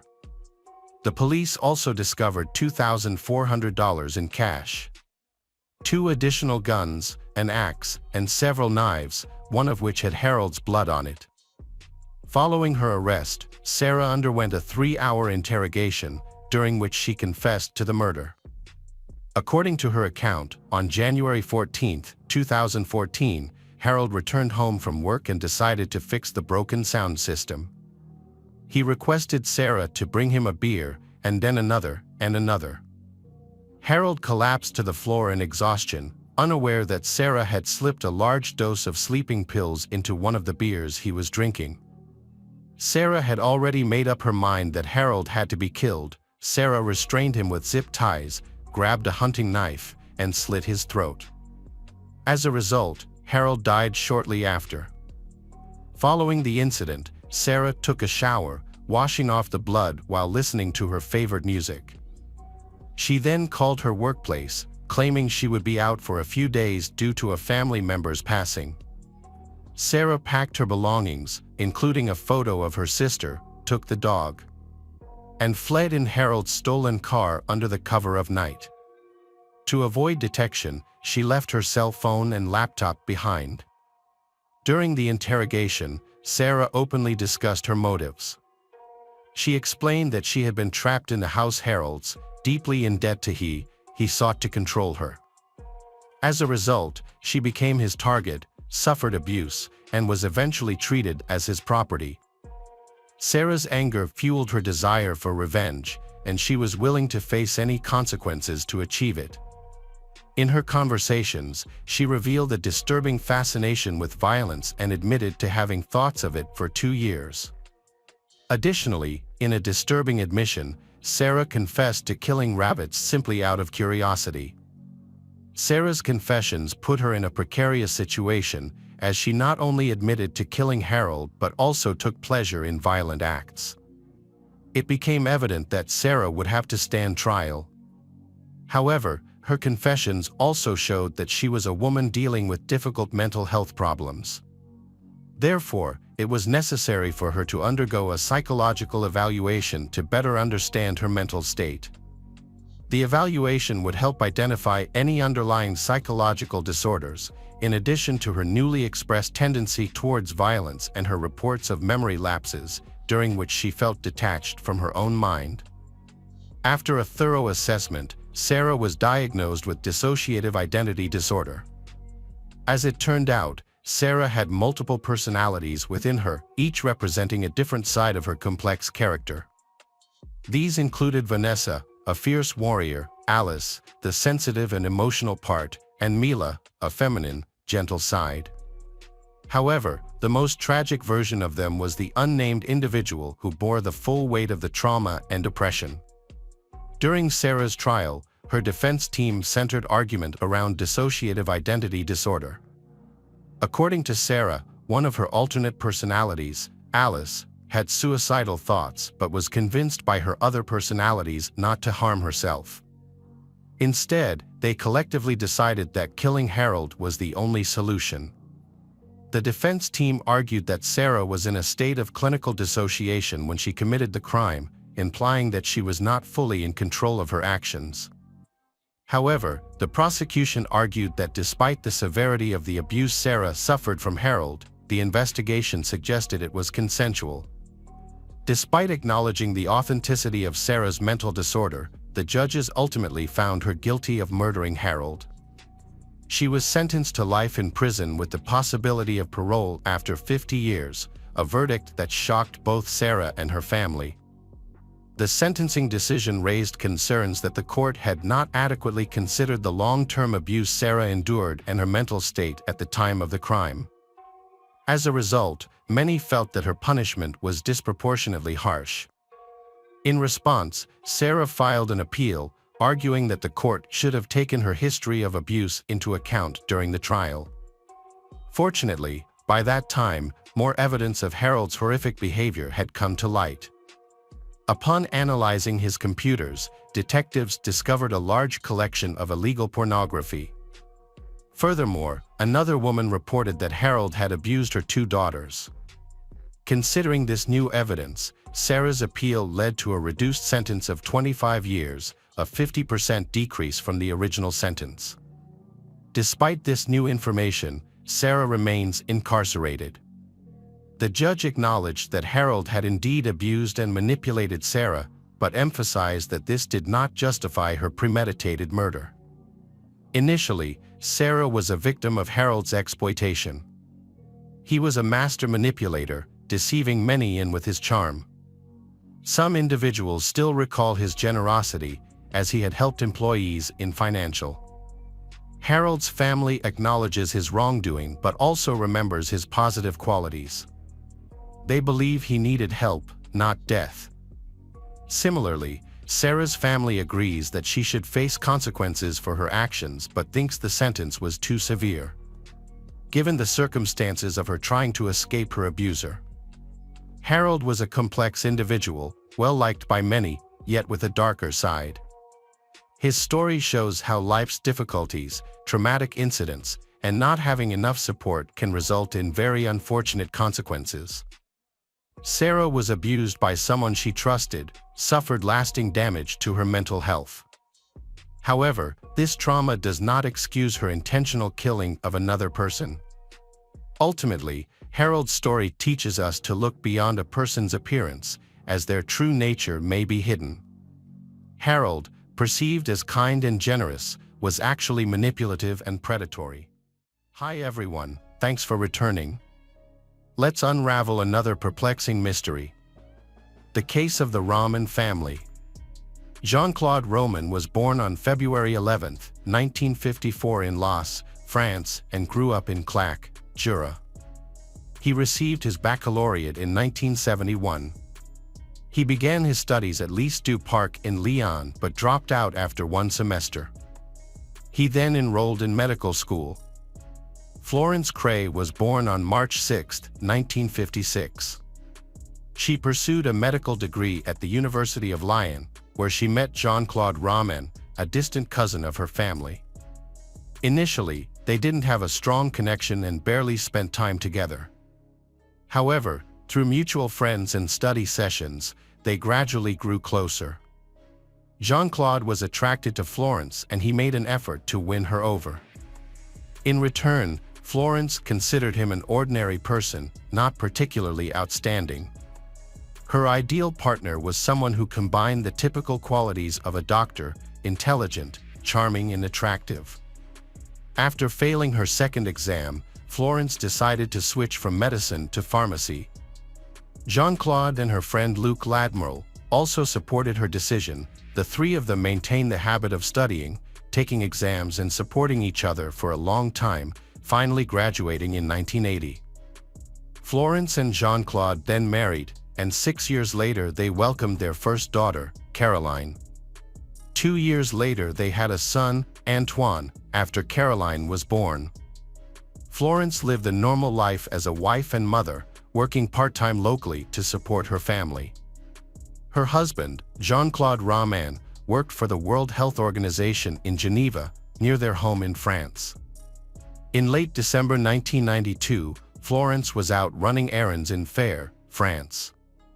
Her children, Caroline and Antoine, were at school, and Jean-Claude was at work in Geneva. It was a normal day, with Florence still thinking about their recent Christmas celebrations. While she was out, she met the school principal. They exchanged holiday greetings and began discussing their Christmas experiences. The conversation eventually turned to an incident involving Florence's husband. The principal mentioned that the principal had been demoted due to an affair with a teacher, which led to a school board meeting. Her husband, Jean-Claude, also served on the school board, so the principal wanted to discuss the matter with Jean-Claude, so the principal's secretary tried to find Jean-Claude's contact information in the World Health Organization directory, since Jean-Claude worked there. However, Jean-Claude's name was not found, which the principal found strange. Florence laughed it off, but she was also curious. Florence assured the principal that there must be a good reason why Jean-Claude's name and phone number were not listed, and she promised to raise the matter with Jean-Claude when he got home from work. Jean-Claude and his acquaintances have lost touch. He keeps his professional life private, sharing very little with family and friends. His wife, Florence, believes he is a respected researcher in the medical field, but she knows little about his work, and Florence does not even have his office phone number. If Florence needed to contact him urgently, she would page him, and he would call her back as soon as possible. When friends asked Florence about Jean-Claude's role at the World Health Organization, WHO, she would laugh and admit that she wasn't sure. Sometimes, she would jokingly speculate that he might be a secret spy. In 1992, Florence discovered that the WHO hosted an annual Christmas tree event, where staff members could bring their families to decorate a tree together. What surprised her was that Jean-Claude had never mentioned this event to her. Florence was deeply disturbed by the recent events surrounding her husband. First, the school president revealed that her husband was not listed in the WHO directory, despite his claims of working there. Then, she discovered that a significant family event had taken place at his workplace over a decade ago, which he had never mentioned to her. These discoveries likely weighed heavily on Florence's mind. However, during the holiday season, Florence's brother visited the family and noticed a profound sadness surrounding Florence. As the new year, 1993, began, Florence and Jean-Claude spent time together, going shopping. During their outing, Florence insisted that Jean-Claude buy himself a new suit. On January 5th, Jean-Claude withdrew a total of 2,000 francs from 2 different ATMs. He then gave 500 francs to a homeless person he met before going to a gun store. At the gun store, Jean-Claude purchased tear gas canisters, cartridges, a silencer for a .22 caliber rifle, and a stun wand. Jean-Claude returned home, however, on January 11th at 4 a.m., a frantic call was made to the fire brigade, reporting a fire at the house. Garbage collectors on their early morning rounds discovered the house on fire and immediately alerted the fire brigade. The firefighters rushed to the scene and began extinguishing the flames. While they were working, they noticed someone moving in the upstairs bedroom window, indicating that the person was seeking help. Medical personnel were called, and the person, who was Jean-Claude, was rescued from the burning house. After being rescued, Jean-Claude was found unresponsive and in shock. Paramedics immediately attended to him, and he was taken to the hospital, where he eventually fell into a coma. The fire was quickly extinguished, allowing first responders to enter the premises. A family friend, Dr. Luc Ladmiral, was called to the scene and was met with the devastating sight of the charred remains of Antoine, Caroline, and Florence being carried out on stretchers. When a household fire results in fatalities, the police typically launch an investigation to determine the cause of the fire and rule out any potential criminal activity. In this case, due to the significant loss of a prominent doctor's family, law enforcement authorities began an investigation into the tragic fire at the Roman residence. During the examination of Florence's remains, the medical team found evidence of blunt force trauma to the back of her skull, which raised suspicions and sparked an investigation. Further examination revealed that Florence did not die from the fire, but from the blunt force trauma. The examination of the children also yielded a disturbing discovery. Caroline and Antoine did not die in the fire, but were shot hours before the fire started. This new information indicates that the cause of death occurred before the house caught fire. As a result, the police have opened an investigation into the suspicious deaths of Florence and her children. However, Jean-Claude is in a coma and unable to provide any information, so the police have to look for other leads. Florence's home became a crime scene and police began interviewing relatives, acquaintances, and neighbors to find out what had happened to the family. As part of the investigation, police also contacted Luc Ladmiral, the doctor who witnessed the victims being taken from the scene.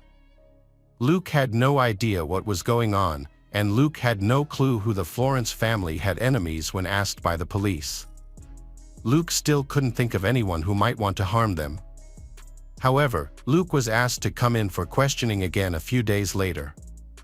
During this questioning, the police asked Luc about the family's relationships and any recent events that might have led to the fire. After a thorough questioning, the police still couldn't find any reason to believe that the family had any enemies or that anything unusual had happened before the fire. The investigation then turned to Jean-Claude, and what they discovered was horrifying. Jean-Claude had never actually worked for the World Health Organization, nor had he ever lectured at the University of Dijon. In fact, he wasn't even a qualified doctor. Luc is initially skeptical, but as he thinks back to his time studying with Jean-Claude, he begins to realize that something is wrong. Luc recalls a specific incident from his second year when Jean-Claude was absent from an exam, and Luc visited Jean-Claude at home and found him unwell, with clammy skin, a pale complexion, and dark circles under his eyes. Jean-Claude confided in Luc that he was battling lymphoma, a cancer that had been under control but worsened by the stress of the exam. Luc promised to keep this a secret, especially from Florence, as Jean-Claude had asked him to. The police were unable to obtain any significant information from Luc, so they decided to wait for the results of the forensic tests on the victims. The police noticed several unusual things about the house. All the doors were locked from the inside, indicating that no one had broken in. At first, the main theory was that the fire was an accident. However, the condition of the bodies made them consider other possibilities. The findings pointed to a more complex and sinister scenario, therefore, it was necessary to interrogate Jean-Claude. Since Jean-Claude had been in a coma for several weeks, the police made him their prime suspect and conducted a full investigation during that time. After verifying with the university, it was found that Jean-Claude had spent 12 years studying, passing his first-year exams but failing those in the second year. Since there were no restrictions on re-enrollment, Jean-Claude kept signing up for the second year, attending classes and studying medical texts for over a decade. What was puzzling was that he never managed to pass the second-year exam. Jean-Claude's uncle went to his parents' house to break the tragic news. When Jean-Claude's uncle entered the house, he found the bodies of Jean-Claude's mother and father dead, both shot with the same gun used to kill Antoine and Caroline. An autopsy confirmed that the gun was the same, and the estimated time of death suggested that the murders were related. The situation becomes even more mysterious after the tragedies become public. The police receive an anonymous call from a woman. She is reluctant to get involved in the investigation but has important information to share.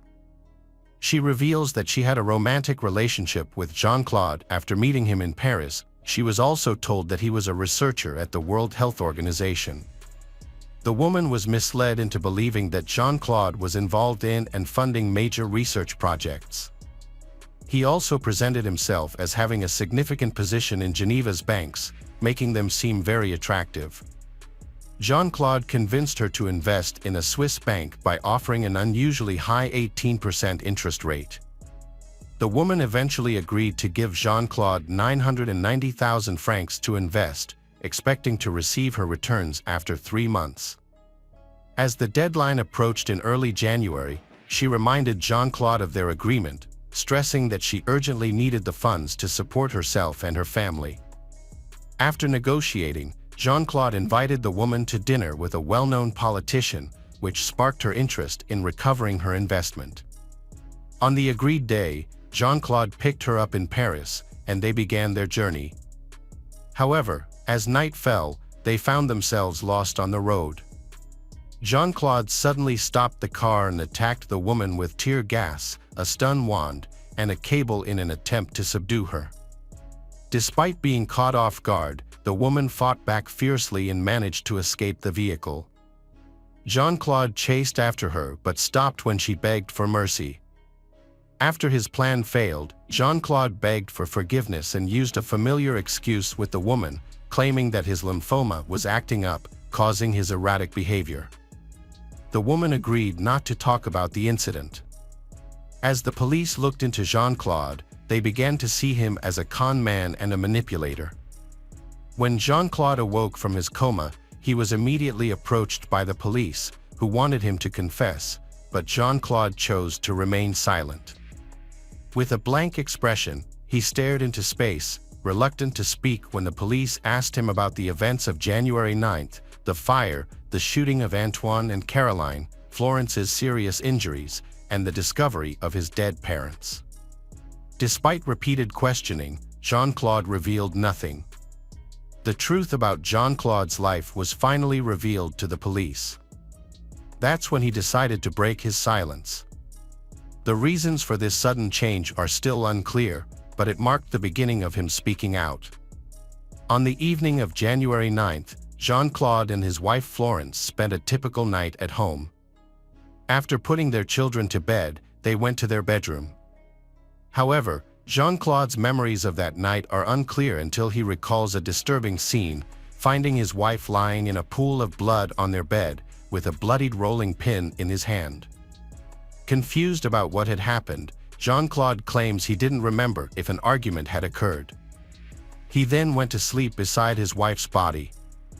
The next morning, he woke up and prepared breakfast for their children, Caroline and Antoine. He served them cereal and joined them to watch TV. When the children asked about their mother, Jean-Claude told them she was unwell and needed to rest. After breakfast, Jean-Claude urged Caroline to go upstairs to her bedroom. Jean-Claude then took out a .22 caliber rifle, equipped with a silencer, and shot his 7-year-old daughter Caroline in the back of the head, killing her. His son Antoine also met a similar tragic end. After the shootings, Jean-Claude left the house and went about his daily routine, appearing normal to those around him. He bought newspapers and watched television at home. However, Jean-Claude received a phone call from his parents inviting him to lunch, which he accepted. Jean-Claude drove to his parents' home and joined them for lunch. After lunch, Jean-Claude asked his father to go upstairs with him, saying Jean-Claude needed help with a faulty boiler pipe. Jean-Claude's elderly father checked the pipe at Jean-Claude's request. However, Jean-Claude shot his father in the back. He then went downstairs to his mother and shot her. Before leaving, Jean-Claude also shot the family dog. During the trial, when questioned about this, Jean-Claude showed a hint of remorse. Overcome with emotion, he broke down in tears, explaining that the dog was cherished by his children and reminded him of Caroline. This moment led Jean-Claude to decide to return home and take his own life. But his plan did not go as intended. Jean-Claude's former lover gave him 990,000 francs for an investment scheme, which he used to support himself. Jean-Claude told many people, including Florence's relatives and family, about the high returns from his investments, and they trusted him because they knew him. Jean-Claude gradually amassed a large sum of money from those who trusted him. To avoid detection by the tax authorities and others, Jean-Claude transferred the money to accounts in his own name in Geneva. Meanwhile, Jean-Claude managed the family finances, keeping his fraudulent activities a secret from Florence. Eventually, the inevitable happened, and it was time for Jean-Claude to face the consequences of his actions. As expected, those who had invested with Jean-Claude began to demand their money back, along with the promised returns. Despite having amassed over 2 million francs, Jean-Claude spent it all as soon as he had it to cover immediate expenses, leaving Jean-Claude with little to no savings. The inevitable day came when Jean-Claude had to confess the truth to Florence and the others who had entrusted him with money. Jean-Claude could no longer maintain the lie he had created. Feeling trapped and overwhelmed, he believes that ending his family's lives is a way to protect them from the consequences of his fraud. Jean-Claude then plans to commit suicide to avoid facing the reality of his situation. On June 23, 1996, Jean-Claude's trial began. Throughout the trial, Jean-Claude remained largely silent, sitting behind a glass partition with police on either side. On July 2, the court delivered its verdict.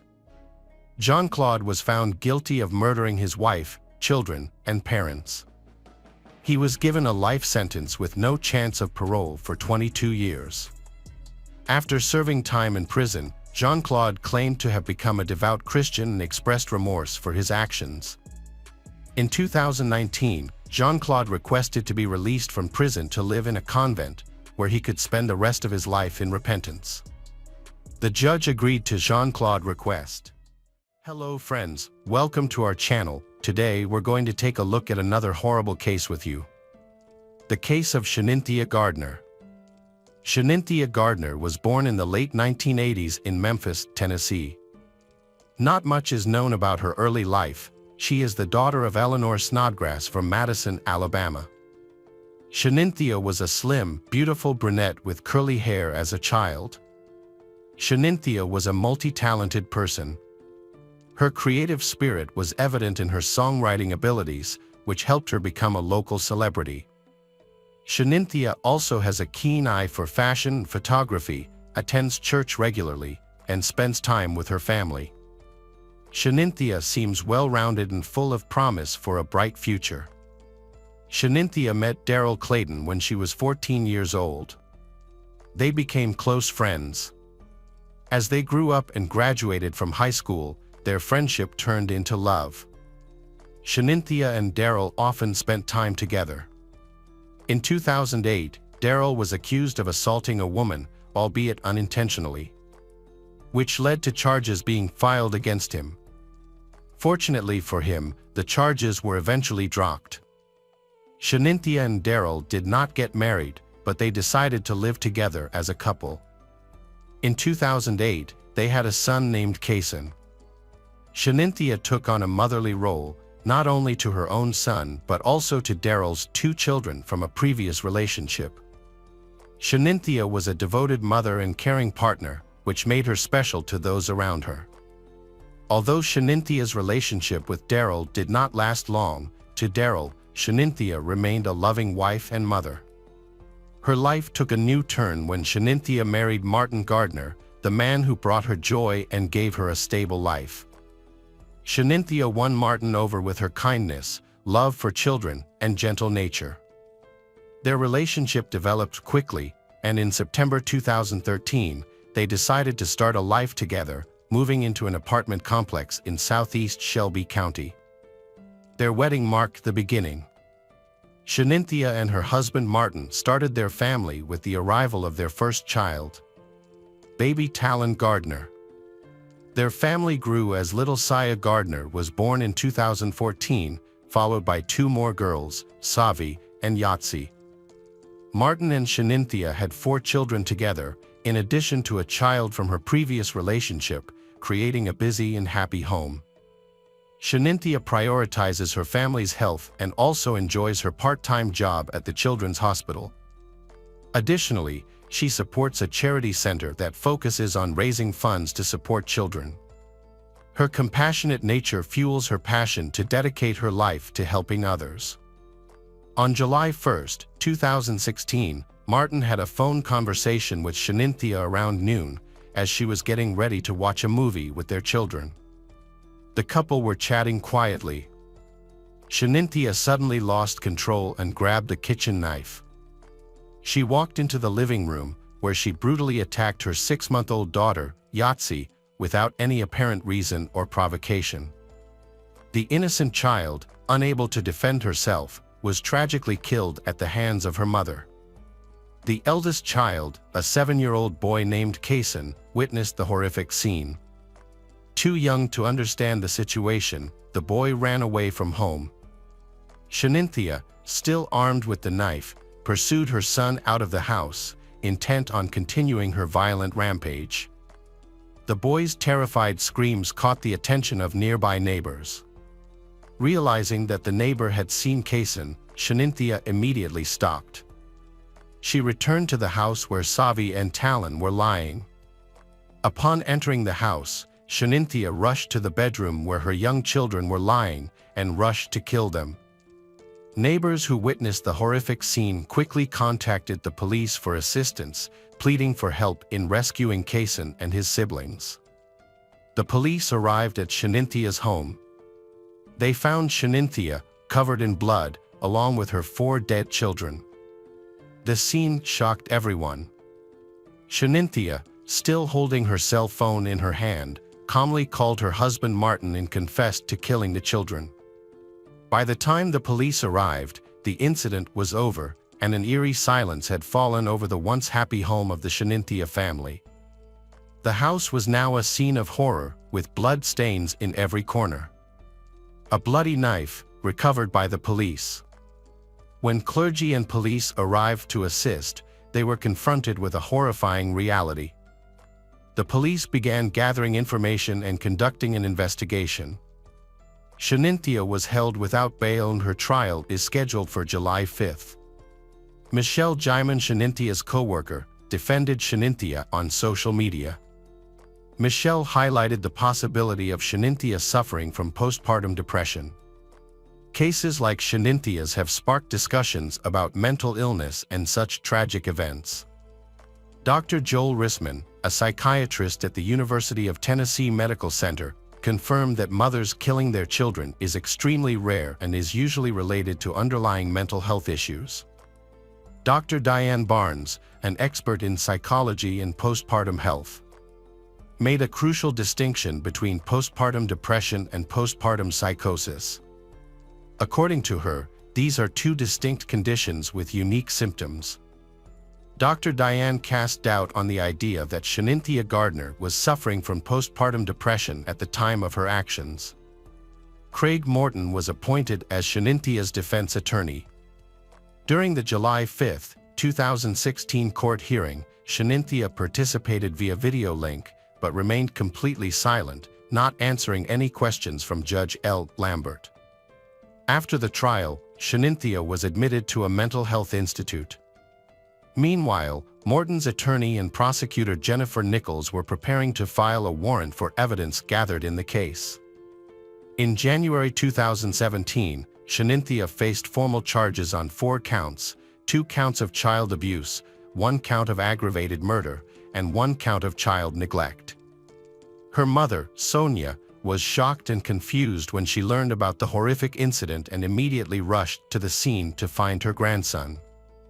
Initially, Sonia suspected that Shenthia and Martin were divorcing, and the prospect of raising 5 children alone may have driven Shenthia to make the desperate decision. Shenethia's ex-husband, Kayson's father said. Although he was not his son's guardian after the relationship ended, he was still able to visit Kayson whenever he wanted. However, the last time he saw his son was in November 2014. He noticed that Sheninthia's behavior was becoming more and more extreme. Every time he tried to contact Kayson, he was unsuccessful.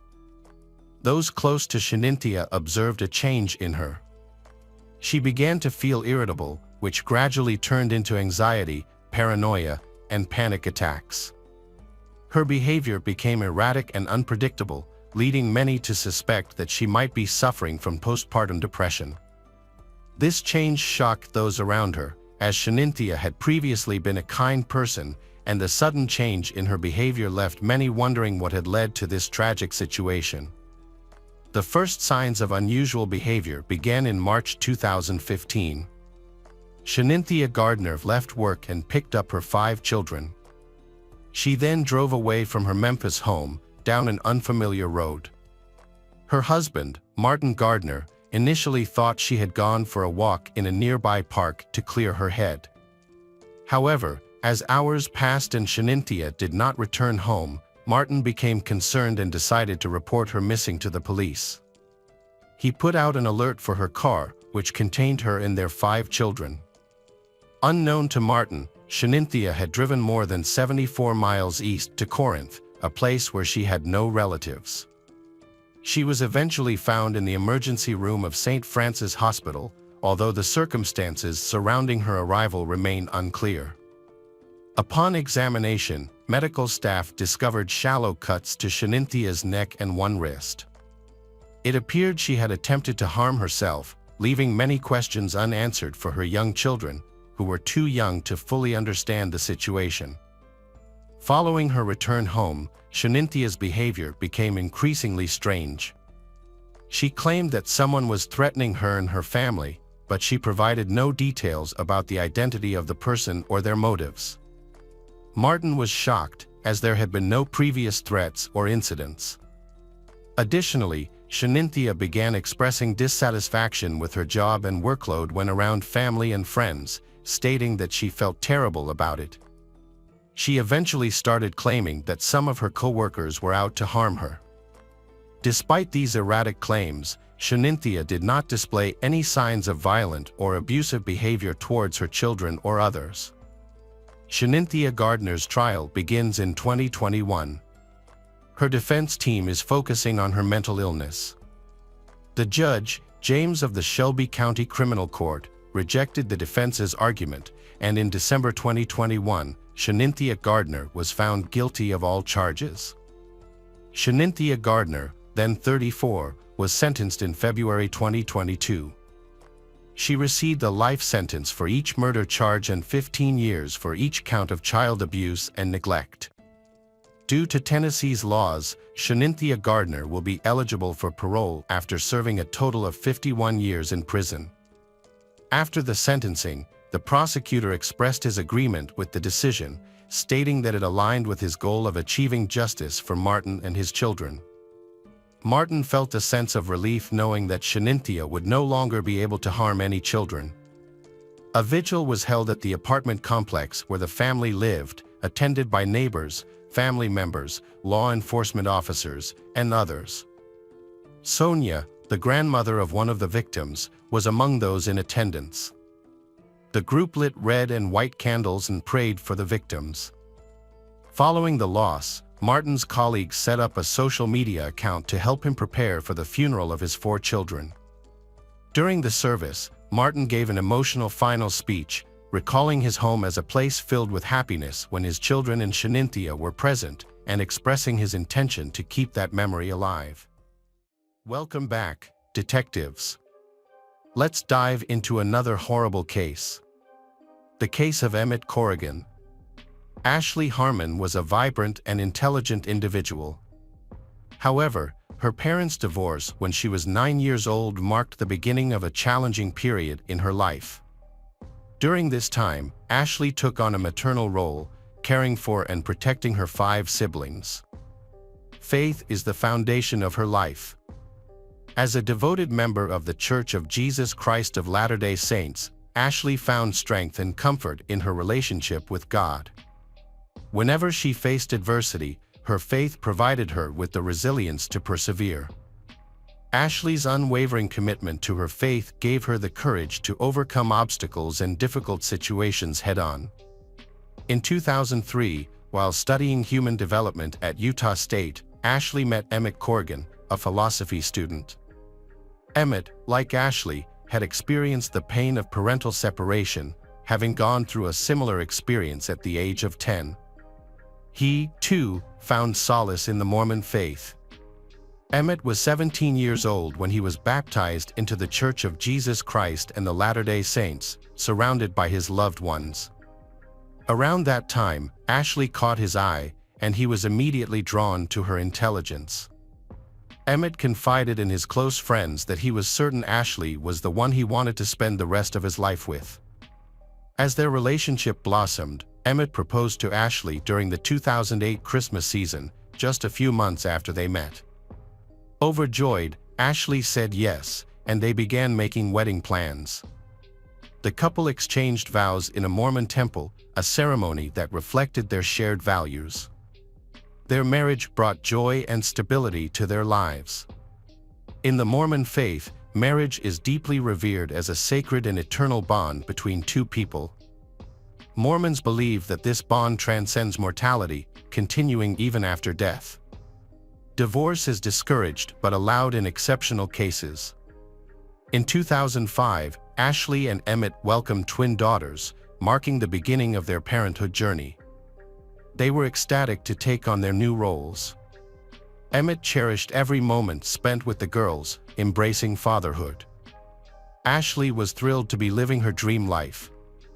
While attending Utah State University, the couple managed to balance childcare and educational responsibilities. Despite challenges, their faith and love helped them overcome obstacles. They persevered, striving for a better future. By 2009, Emmett graduated with high honors, then attended law school and passed the bar exam. He pursued a career as an attorney. Meanwhile, Ashley focused on raising their growing family, dedicating herself to household management and childcare for their 4 children. The Corrigan family appeared to have a perfect life to outsiders. They resided in a lovely home with multiple children, and Emmett had a rewarding career. However, their situation wasn't as ideal as it seemed. By August 2010, Emmett felt increasingly pressured to support his family financially, particularly with 4 young children under the age of 5. To solve this problem, he decided to start his own business, focusing on working as a criminal defense lawyer. A friend introduced Emmett to Candy Hall, a well-regarded paralegal with experience working for a criminal attorney. After a successful lunch meeting, Emmett hired Candy to work at his firm. At the time, Candy was married to Robert Hall, who was widely regarded as a devoted father and diligent worker. When Candy started working for Emmett Corrigan, she was initially excited, and her family was happy for her. However, as time passed, Emmett's wife, Ashley, began to notice that their marriage was changing. Emmett was under a lot of stress. To cope with the stress, Emmett started spending more time at the gym, which became an addiction for him. He went to the gym regularly, leaving Ashley alone to take care of the children. Despite the growing distance between them, Ashley and Emmett welcomed their 5th child, a son, on January 15, 2011. However, Emmett's behavior changed even more after the birth of their son. He began spending more time away from home, sometimes staying out overnight. Ashley became concerned about Emmett's activities and confided in her sister that she feared he might be cheating on her. Meanwhile, Candy, Emmett's assistant, was also experiencing problems in her marriage. Her husband, Robert, was jealous of her working for a young and charismatic man like Emmett, which led to constant fighting and took a toll on their marriage. On March 6, 2011, Ashley and Emmett's 7th wedding anniversary had arrived, but Emmett was absent, claiming he had to attend a bodybuilding convention. Ashley was left alone with the children, feeling anxious about their marriage. She wondered if she was to blame for Emmett's unhappiness. Determined to improve things, she pushed on, as divorce wasn't an option. Ashley chose to address the issue directly. A few days later, on March 11th, she spent the entire day planning the perfect evening to reconnect with Emmett. She prepared his favorite meal, cleaned the house, and made sure the children behaved. At 6 p.m., Ashley had the table set, ready to greet him warmly. However, Emmett didn't arrive until 2 hours later. When Ashley approached him with a kiss, he turned away, further straining their relationship. Despite Emmett's cold demeanor and the growing distance between them, Ashley remained determined to rekindle their love. She believed their relationship was worth fighting for and was willing to do whatever it took to repair it. The family gathered around the table to eat. However, Emmett claimed he wasn't hungry, which was disappointing and hurtful to Ashley.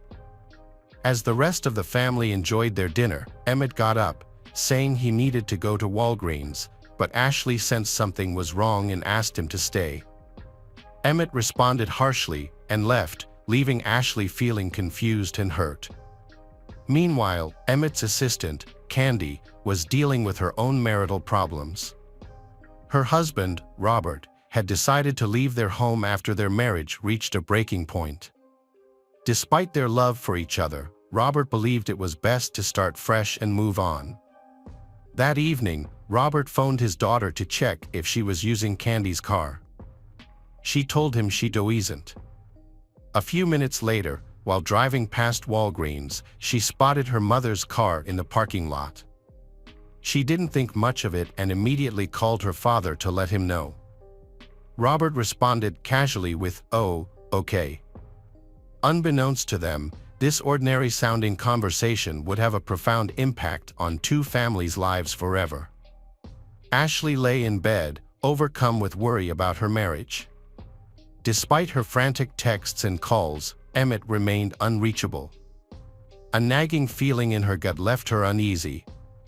Around 1 p.m., a 911 call reported gunshots and a screaming woman in a Walgreens parking lot, prompting a swift police response. Upon arrival, the first officer was met with a disturbing scene, a lifeless man on the ground and a wounded person clutching their head in pain. Police sought to speak with Candy Hall, who was present at the scene. She identified the wounded person as her husband, Robert, and the deceased as her boss, Emmett. Emmett had suffered fatal gunshot wounds to the head and chest. Shortly after his body was discovered, Ashley was awakened by a knock on the door from the police. Ashley was stunned and inconsolable, unable to comprehend the events that led to this tragedy. After the police informed Ashley of her husband's death, a detective inquired if she was familiar with Robert and Candy Hall. Ashley stated that she knew Candy as Emmett's assistant but suspected an affair between Candy and Emmett. The police took Candy Hall from the Walgreens parking lot for questioning to piece together the events leading to Emmett's death and Robert's head injury. During the interrogation, detectives asked Candy if she had a romantic relationship with her boss, Emmett. She denied it, also refuting any intimate encounters between them. Candy claimed she went to Walgreens that night to collect a prescription and coincidentally met Emmett. After that, she and Emmett decided to take a drive. While driving to a gas station, Candy received a call from her estranged husband, Robert. She told him she was with Emmett, which led to Robert expressing jealousy and making a threat against Emmett. Candy and Emmett arrived at Walgreens after what felt like an eternity. As they stepped out of the car, Candy saw Robert standing at the entrance. He looked visibly angry. An intense argument broke out between Robert and Emmett, leading to a physical fight. Then, 3 shots were fired, and both men fell to the ground. Candy saw the gun, picked it up, and threw it aside. When questioned by detectives, Candy claimed she didn't know who fired first. After Robert received treatment for his superficial gunshot wound, detectives interviewed him. They told Robert they found a gun at the scene and asked him who it belonged to. Robert admitted the gun was his and explained that it fell from his pocket during the fight with Emmett in the parking lot. Robert alleged that Emmett dove for the gun, triggering a struggle, and Emmett shot him in the head. However, Robert couldn't recall who shot Emmett during the struggle. Given Robert's head wound, detectives weren't surprised by his hazy memory. Nevertheless, they wondered if Emmett was indeed the one who fired first, considering he was the one who ended up dead. To investigate the shooting in the Walgreens parking lot, detectives reviewed the security footage.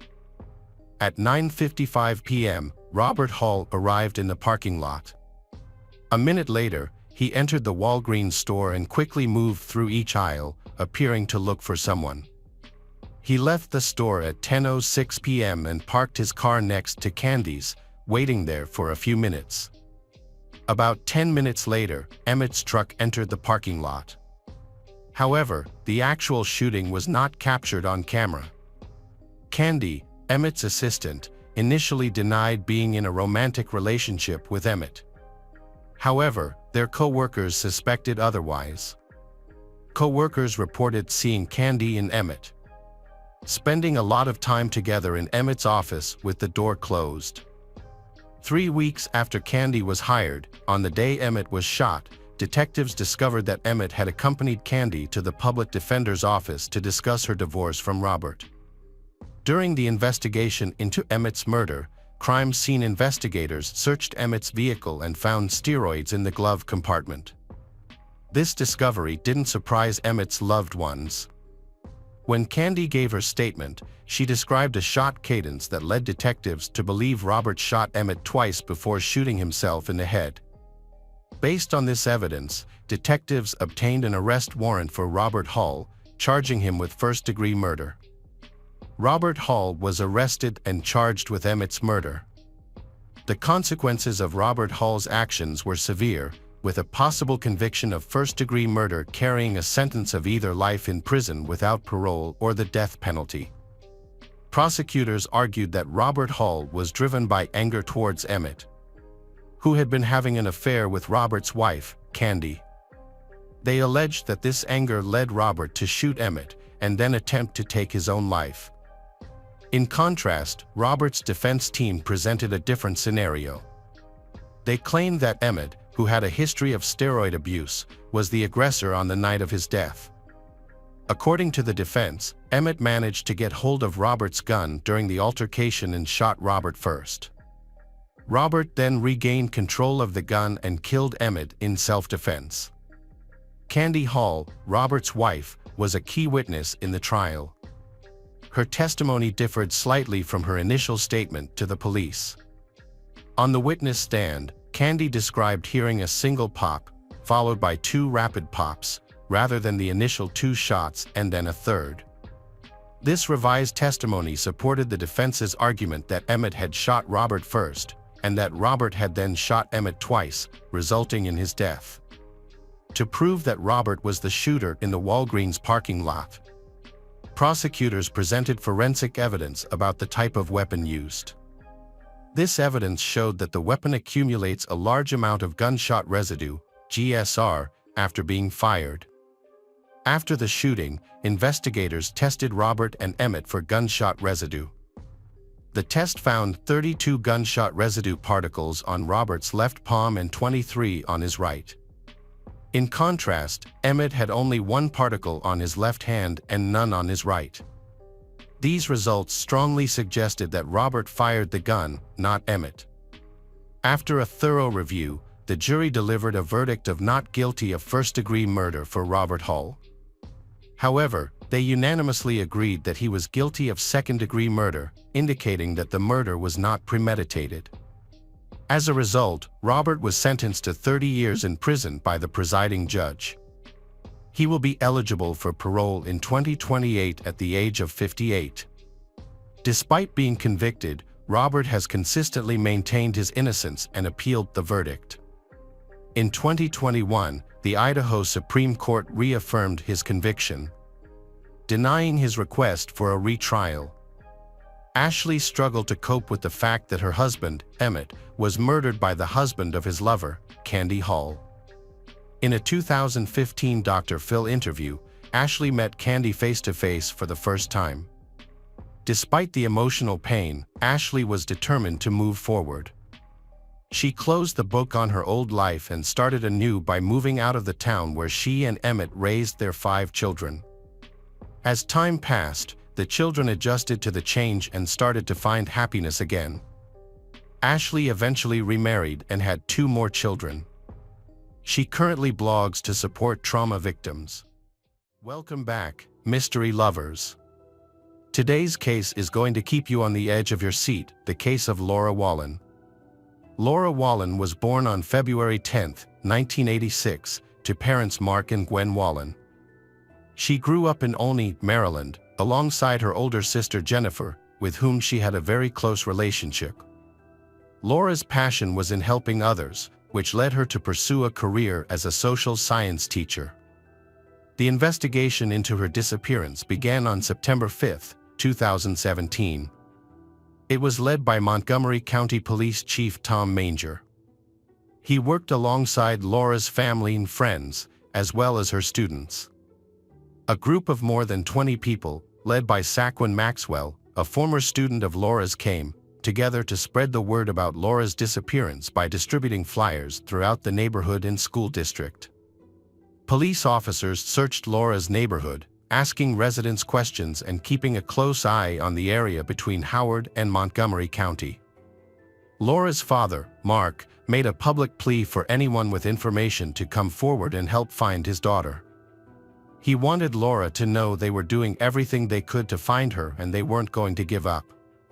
Losing a child is one of the most difficult experiences a parent can face, and Mark wanted his daughter to know that they were working hard to bring her home safely. On the evening of September 7, 2017, an employee at the Jersey Gated Complex in Columbia, Maryland, found a new clue. While rummaging through a dumpster, he found Laura's license inside a cell phone. When police arrived, they also found Laura's vehicle parked at the complex. What puzzled them was that the complex was located just across the highway from Wild Lake High School, where Laura worked. This raised questions about why Laura would have parked her car there. Police took the evidence they collected to the lab for further testing.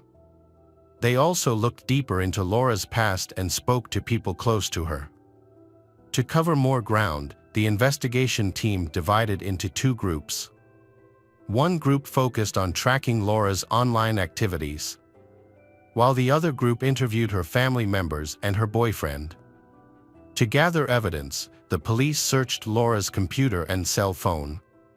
They also thoroughly searched her car for any clues that might point to her disappearance. In addition, they carefully reviewed her financial transactions and cell phone records. As part of their inquiry, the police also spoke with Laura's parents and sister about her disappearance. Laura's father, Mark, told them that the family had planned a weekend trip together, but Laura decided to stay behind to spend time with her boyfriend, Tyler. This was confirmed by her sister, Jennifer, who told police that Laura was expecting Tyler to propose to her during their time together. Police also obtained a text message conversation between Jennifer and Laura from the same weekend. Jennifer received messages from Laura stating that she and Tyler had plans for a countryside adventure on Saturday, September 2, 2017. Mark mentioned that Tyler had expressed his intention to marry Laura after learning of her pregnancy. However, on Monday morning, September 4, 2017, Laura sent Jennifer a concerning text message claiming the baby was not Tyler's, but rather her ex-boyfriend Antoine's. Jennifer found this suspicious, as Laura hadn't seen Antoine in over 2 years. She also noted that Laura had misspelled Antoine's name.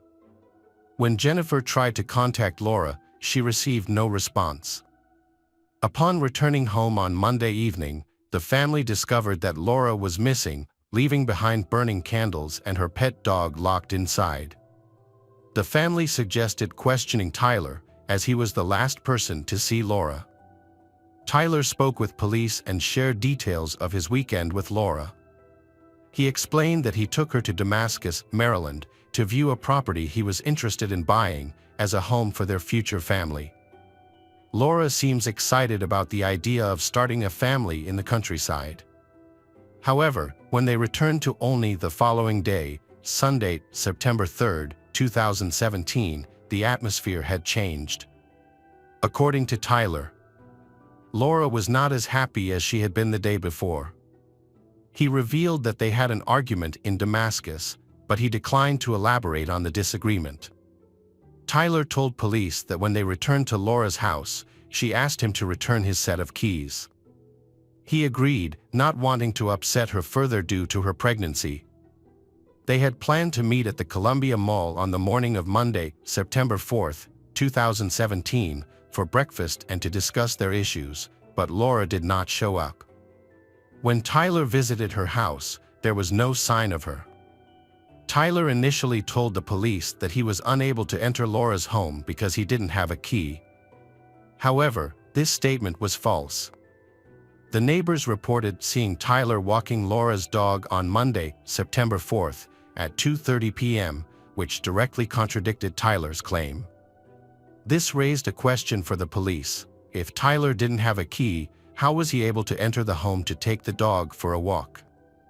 As police dug deeper, their suspicions about Tyler grew.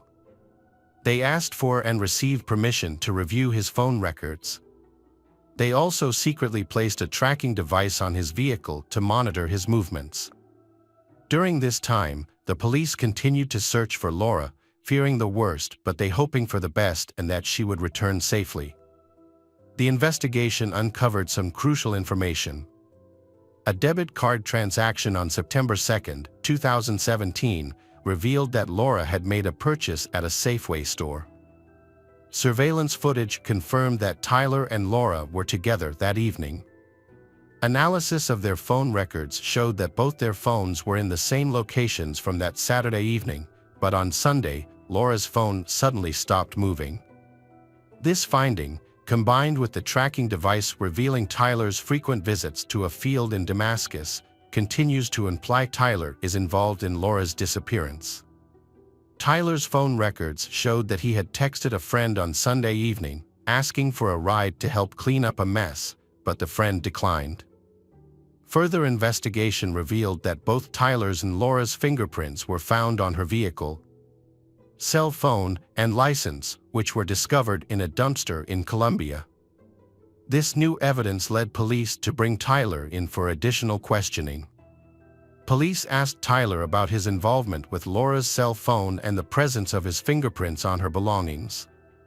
They also inquired about the cryptic message he had sent to his friend. In response, Tyler changed his story. He claimed that Laura was in trouble because she was pregnant by someone else, not him. He alleged that Laura had an affair with a student, which resulted in her pregnancy. Tyler's statement to the police was startling. He explained that he had taken Laura's car, license, and phone, and discarded them at the complex, an attempt to give her a head start to escape her problems before her family found out. His intention, he claimed, was to buy her some time to sort out her issues. He acknowledged trying to mislead everyone, including the police, in order to protect her because he cared about her. However, when police asked Tyler about Laura's current location, he denied knowing where she is now. But the police were not convinced by his story. Unbeknownst to Tyler, investigators had already discovered other messages on his phone, which painted a different picture of his relationship with Laura. A closer look at his phone revealed, they discover that Tyler has been texting with other women. It turns out Laura isn't his only girlfriend. As the police dug deeper, they discovered that Tyler and Laura had a troubled 10-year relationship. This new information was sparked from Laura's father, Mark, who had always felt uneasy about Tyler. According to Mark, Tyler had never made an effort to be with Laura on important occasions, such as holidays and birthdays, which made him question Tyler's commitment to his daughter. What's more, Mark knew that Tyler was also dating another woman, Christina Wagner, who was a teacher like Laura. Further investigation led the police to friends of both Tyler and Christina. They revealed that Tyler had been leading a double life. It turned out that Tyler had met Christina in 2012 and had been living with her while still in a relationship with Laura. Friends of they told police that Christina and Tyler had gotten engaged and were planning to get married in 2018. When asked about Laura, Tyler's friends claimed that she had become aggressive and that Tyler was trying to distance himself from her. Police found text messages on Laura's phone that showed she had tried to contact Christina on August 28, 2017. In the messages, Laura expressed her desire to meet Christina to talk about Tyler. Friends claimed Christina was angry at Laura's bold actions and Christina confronted Tyler about it. Christina decided to file a police complaint. However, when police told Christina, Laura, and Tyler would have to go to court to get a restraining order, Tyler changed his mind and withdrew. Investigation revealed that Christina and Tyler had planned to spend the Labor Day weekend shopping for their wedding, but Tyler couldn't make it due to a knee injury. When police told Laura's family about Christina, they shared with officers what Laura had confided in them, that Tyler was being stalked by Christina. This new information made it more likely that Tyler could be a suspect in Laura's disappearance. Police brought Tyler in for questioning again, this time confronting him about Christina. Initially, he denied any involvement with her, but police were able to challenge his claim with evidence of his secret life. Eventually, Tyler admitted to cheating on both women, which had led to his fight with Laura. When investigators spoke with Tyler, he expressed his desire to mend his relationship with Laura. However, when asked about Laura's disappearance, he maintained that he was not involved. Unbeknownst to Tyler, the police discovered a connection between him and a vacant field in Damascus through his phone records. They found a link to a meat processing plant called KS Cuts, which was adjacent to the property that Tyler had visited with Laura. The plant's owner also owned the field they had visited. Interviews with the owner revealed that Tyler had previously worked for him and often helped him hunt on the property. Further questioning led to a disturbing discovery. Over the Labor Day weekend, Tyler had requested access to the safe on the owner's property, which contained 420 caliber rifles with ammunition. This new information led police to suspect that Laura may have been killed, but they could not confront Tyler yet. They still needed to find Laura and gather evidence to prove their suspicions correct. Laura's family, along with the police, devised a plan to try to get Tyler to reveal Laura's location. On September 11, 2017, Tyler joined Laura's parents, Mark and Gwen, at a press conference to appeal for Laura's safe return. However, this plan was set up as a trap. The police and Laura's family were hoping Tyler would make a mistake and reveal information about Laura's whereabouts. Meanwhile, police officers and cadaver dogs searched the fields near the meat processing plant in Damascus. During the press conference, Tyler made an emotional appeal for Laura's safe return. In his speech, he hinted that Laura shouldn't be ashamed of anything she'd done wrong. Tyler's speech included the following words: "Laura, if you're listening, it doesn't matter what happened. It doesn't matter what trouble you're in. We're going to fix it together, you, me, and your family. There are so many people who miss you, who are looking for you, and who are praying for your safety. We don't sleep or eat, we just pray that you're safe. I ask you to let us know that you're safe." Tyler claimed to be worried about Laura's disappearance, but what he didn't know was that he was the main suspect in the case. At the time, he seemed genuinely concerned, saying he was doing everything he could to find Laura and praying for her safe return. However, the situation took a devastating turn on September 13, 2017, just 2 days after the press conference. A secluded area of a field was identified as the location of Laura Wallen's body after K-9 dogs detected something suspicious. Upon further investigation, detectives discovered a freshly dug grave and recovered Laura's body at 5:30 p.m. The police were able to identify the body by matching the clothes Laura was wearing to a picture Jennifer had shown them from her last conversation with Laura. The discovery marked a tragic end to the desperate search for Laura. Laura Wallen, a highly respected teacher at Wild Lake High School and recent Teacher of the Year, tragically passed. The incident occurred around noon. Unfortunately, her unborn child also did not survive. The same day, Tyler Tessier, Laura's boyfriend, was arrested and charged with her murder. Tyler held at the county jail while investigators awaited the initial autopsy report. The report confirmed that Laura had been shot in the back of the head before being buried in the field. When Tyler was confronted with evidence, he created a false story. He claimed that on Sunday evening, he and Laura were at her house when a group of African-American men burst in, took them hostage at gunpoint, and drove them to Damascus. According to Tyler, the men spared his life but shot Laura in the head, forcing him to bury her in a field. They threatened to harm him if he revealed their identities or led the police to Laura's body. However, police did not believe this story because they knew the relationship between Tyler and the property owner. Tyler then changed his story, claiming that he and Laura had an argument, which ended with him pushing her, causing her to fall, hit her head. He assumed she had died and buried her in the field to hide her body. Later, Tyler claimed that he had reconsidered and thought Laura might still be alive. To end her suffering, he dug up the grave, shot her in the head, and covered his tracks. He described this as a mercy killing. Tyler was held without bail at the Montgomery County Detention Center. Laura and her unborn son, baby Reed, were laid to rest in a public cemetery on September 30, 2017. Over 1,000 people, including Laura's family, friends, and students, attended the funeral to pay their respects to the beloved teacher. The prosecution, led by Montgomery County State Attorney John McCarthy, was building its case against Tyler. As they investigated, they developed a theory about Tyler's double life. They believed that Tyler was willing to continue living a secret life until Laura discovered his relationship with Christina. Fearing his deception would be exposed, Tyler began planning to kill Laura so he could continue his life with Christina.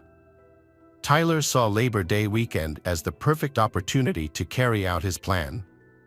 With Christina out of town and Laura's family away, no one would be able to ask him about Laura's whereabouts until the weekend was over, giving him time to come up with an alibi.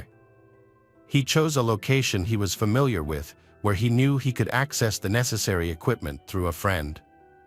The area was also isolated, making it unlikely that anyone would think to look for Laura there. Tyler fabricated a story about Laura's infidelity to throw her family and investigators off his trail.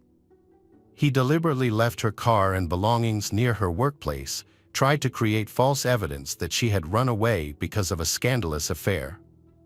However, Tyler made critical mistakes, constantly changing his alibi, which raised suspicions among the police from the start. Moreover, Tyler underestimated Laura's family, who had noticed that his relationship with Laura was unusual from the beginning. They felt that he never had the responsibility to her as a real-life partner. The prosecution had built a strong case against Tyler, presenting a convincing argument.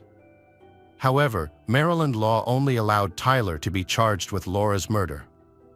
The death of her unborn child was not considered a separate crime under Maryland law, and this decision would be disputed during Tyler's trial in September 2018.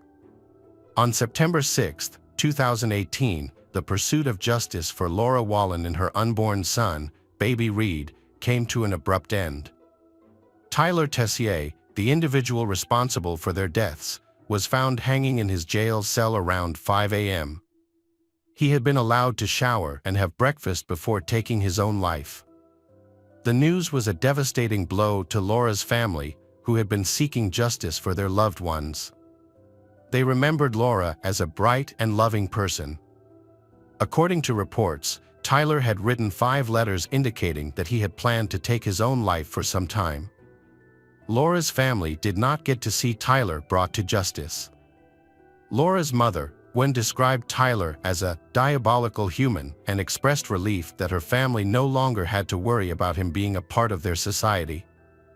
The case of Laura's murder is a tragedy that will leave many people questioning the nature of evil. It's heartbreaking that Laura and her unborn child were killed by the man she loved and trusted, who had promised her a happy future together. This case serves as a reminder that sometimes the people we trust the most can be the ones who harm us the most. Hello friends, welcome to our channel. Today we're going to take a look at another horrible case with you, the case of Jastine Valdez. On May 19, 2018, 24 years old Jastine Valdez went about her daily routine as usual. After finishing paperwork for her residency permit, she went to the gym and worked out until around 4:20 p.m. Then, she planned to head home. Her mother, Terrace, asked her to pick up some bread on the way, so Valdez stopped at the store before catching the 185 bus to Bray, which left after 6:09 p.m. The bus dropped Jastine off at a familiar stop near her rural home, from which she normally walked the final 15 minutes to her doorstep. However, when Jastine failed to arrive home, her mother Terrace became worried. Terrace was used to Jastine being on time and communicating regularly, but when she couldn't reach her daughter by phone or message, she started to get anxious.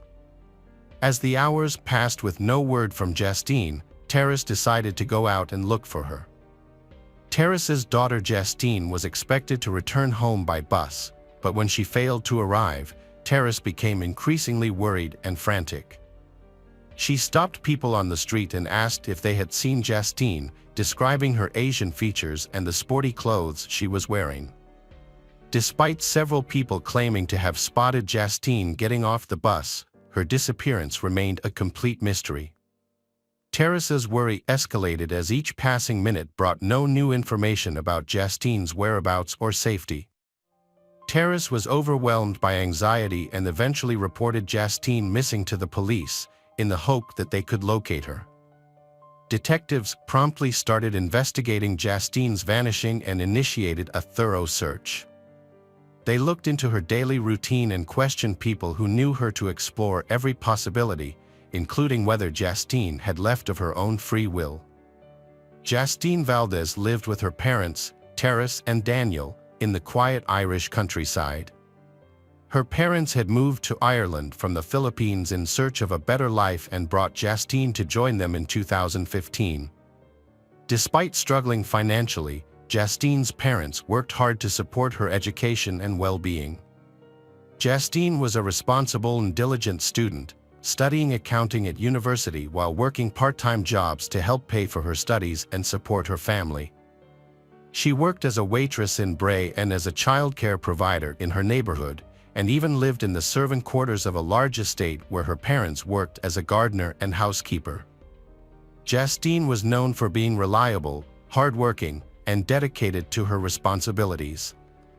Given her close relationship with her family and her strong sense of duty, it was unthinkable that she would voluntarily leave them behind. Her limited social life and lack of typical teenage rebellion also made it seem unlikely that she would run away. Despite efforts to contact everyone who knew Jastine, no one had any information about her disappearance. As a 24 years old, Jastine had long since moved past her teenage years and was very close to her family, making it unlikely that she would run away. She kept her parents informed about her daily activities, and on the day she went missing, she and her mother exchanged 63 messages. The last message was at 6:24 p.m. when Jastine got off the bus. During the investigation, a crucial tip came from Jastine's coworkers. A woman who was driving by with her 12-year-old son reported a disturbing incident to the police. She claimed to have seen a man pushing a woman who looked like Jastine into the trunk of a black Nissan Qashqai. This incident happened just minutes after Jastine got off the bus, and the police were quickly alerted to the situation. A second motorist soon came across a disturbing scene. An Asian girl was sitting in the back of a vehicle, tapping on the window and clearly frightened. The driver was initially unsure of what to make of the situation, but after discussing it with his wife when he got home, he realized the seriousness of what he had seen. He immediately called the authorities at 7:20 p.m. to report a possible kidnapping. Around the same time, another driver contacted the police to report a suspicious Nissan vehicle driving erratically about 6 kilometers from NS car. Patrol officers quickly responded to the location given by the initial female caller. When they arrived, they found Jastine's broken cell phone and a bag of bread on the roadside, which raised serious concerns for her safety. Based on this evidence, investigators believed that the kidnapper had targeted Jastine while she was walking home from the bus stop. The kidnapper had tried to put Jastine in the trunk of the car, but she resisted. He then forced her into the back seat and drove away to an unknown location. The suspect's black Nissan was immediately put on the wanted list, and a large search effort began, involving patrol cars and helicopters. However, the search was difficult due to the darkness of the night, and no immediate leads were found. When daylight came, the search resumed, and detectives re-examined eyewitness accounts and narrowed down the list of potential suspects. Mark Hennessy, a 40-year-old man, was identified as a person of interest in the investigation because his appearance matched the description of the kidnapper. Police officers visited Mark Hennessy's home, but his wife, Nicola, had no idea where he was. She told them that he had left for a drink after work the day before and hadn't returned. This new information raised even more suspicions about Mark, leading investigators to look deeper into his past. Mark seemed like a model citizen. He was a devoted husband and father of 2 young daughters, with a stable job as an estimator on construction sites. He came from a respected family and lived in a wealthy neighborhood with other young families. He had no prior run-ins with the law and appeared to be a pillar of the community. However, the police knew that people can often hide their true nature behind a mask of respectability. Police officers visited the bar Mark had gone to the night before to ask questions and gather information. The bar staff confirmed that Mark had been there, but only stayed for a short time to have a beer and watch a soccer match around 5:40 p.m. He left the bar in a visibly agitated state and returned around midnight, staying only for 10 minutes before driving away in his car at 11 p.m. After further review, it was discovered that Mark had actually returned to the bar's entrance to chat with someone before leaving again. A review of the bar's CCTV footage confirmed the staff's accounts of Mark's brief visits. However, this still left a gap in his whereabouts between 5:40 p.m. and 11 p.m., and investigators remained unsure of what Mark had done during this time. Meanwhile, detectives also obtained CCTV footage of the bus route that Jastine had taken, which led to a disturbing discovery. Mark's black Nissan was spotted following the bus just 30 minutes after he left the bar, raising suspicions about his involvement in Jastine's disappearance. As the search for Mark's car and Jastine continued, it became increasingly clear that the incidents were connected, and Mark emerged as the prime suspect in her abduction. Despite efforts to track his cell phone, Mark managed to stay one step ahead of the authorities.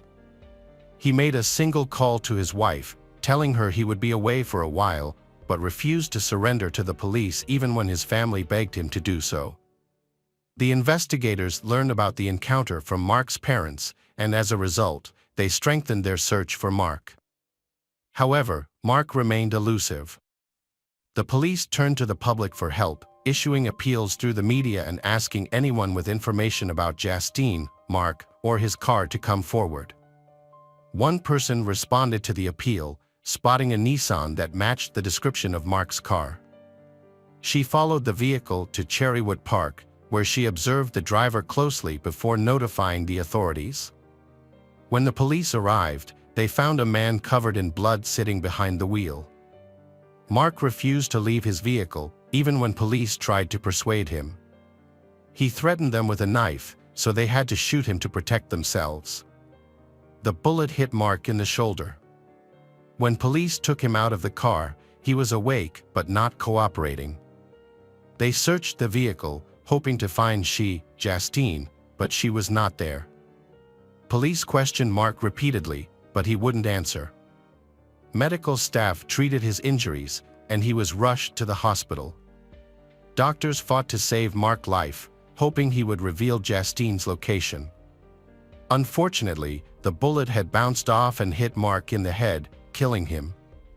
Further investigation showed that the blood on Mark's face and body was his own, and he had several new stab wounds on his arm and neck. The police speculated that Mark, driven by a fear of being caught, had used a knife from his vehicle to prepare for a confrontation. When they finally caught him, the officers felt a sense of disappointment. They had found Mark in his vehicle, but their main goal was still unfulfilled. They had not found the missing person, Jastine. At the scene, they found a note, but it was difficult to read due to the presence of blood. The officers were, however, able to decipher the words "sorry" and "Pease Castle," which provided a lead in the search for Jastine. The search for Jastine Valdez continued despite the dim hopes of her safe return. As her anxious parents prayed for her well-being, a thorough search was conducted in a wooded area south of Dublin, guided by a cryptic clue found near a castle. The search yielded Jastine's purse, which contained her identification documents. Unfortunately, on May 21st, the search party discovered Jastine's body. The autopsy revealed that Jastine had been murdered on the evening of her abduction, with manual strangulation being the cause of death. Further examination showed that she had been subjected to a sexual assault, adding to the brutality of her demise. Amidst the sorrow and despair, a disturbing revelation emerged from the toxicological analysis. Jastine's body contained trace amounts of prohibited substances. The presence of these substances raised many questions, with no clear explanation for their origin or purpose. Add a surprising twist to the case. Test results showed that Mark had ingested a substantial amount of these substances, making the circumstances surrounding the tragic events even more complex and difficult to understand. Mark's life had been spiraling out of control due to his struggles with alcohol and substance abuse, which likely contributed to the drugs found in Jastine's system. His home life was also deteriorating, with frequent arguments with his spouse over his addiction and growing debts. Investigations revealed that Mark was actively using the dating app Tinder, where he was pursuing interactions with multiple women, including flirting with them at bars. Furthermore, his DNA was found on Jastine's body, solidifying the police's suspicions of his involvement in her abduction and murder. As detectives pieced together the evidence, a disturbing narrative emerged. The murder was driven by Mark's sexual motives, and Jastine became an innocent victim in his sinister quest. Mark had spotted Jastine while following a bus and seized the opportunity to grab her off the street in broad daylight, despite the presence of multiple witnesses. A thorough examination of the victims' and perpetrators' phones revealed that they had no prior connection or communication. They had never met before, and there were no mutual connections between them. This grim revelation highlighted the tragic randomness of Jastine's fate and the calculated brutality of Mark's actions. Upon closer examination, the detectives' initial assessment of the case changed significantly. It became clear that Mark was very familiar with the route Jastine often took, suggesting that her murder was planned in advance rather than a spontaneous act. Mark had been carefully watching her movements, waiting for the right moment to strike. The day of the abduction was a deliberate break from his usual routine, as he intentionally positioned himself at the bus stop, following Jastine's every move until he attacked her. The local community was deeply shaken by the tragic event, as such heinous acts were rare in their otherwise peaceful neighborhood. Many people rallied around the Jastine family, offering them comfort and support during their time of immense loss. At the farewell ceremony, heartfelt tributes were paid to Jastine, and white balloons were released into the sky, symbolizing hope in the midst of despair. Some attendees wore pink T-shirts with Jastine's image, a touching tribute to her memory. Jastine's family eventually decided to return to their native Philippines to lay her to rest, seeking comfort in familiar surroundings. However, they initially stayed abroad for a period before returning to Ireland in 2021, seeking a fresh start and new opportunities. They relocated to a different city and pursued new careers, which allowed them to heal from the painful memories that haunted them in their former home.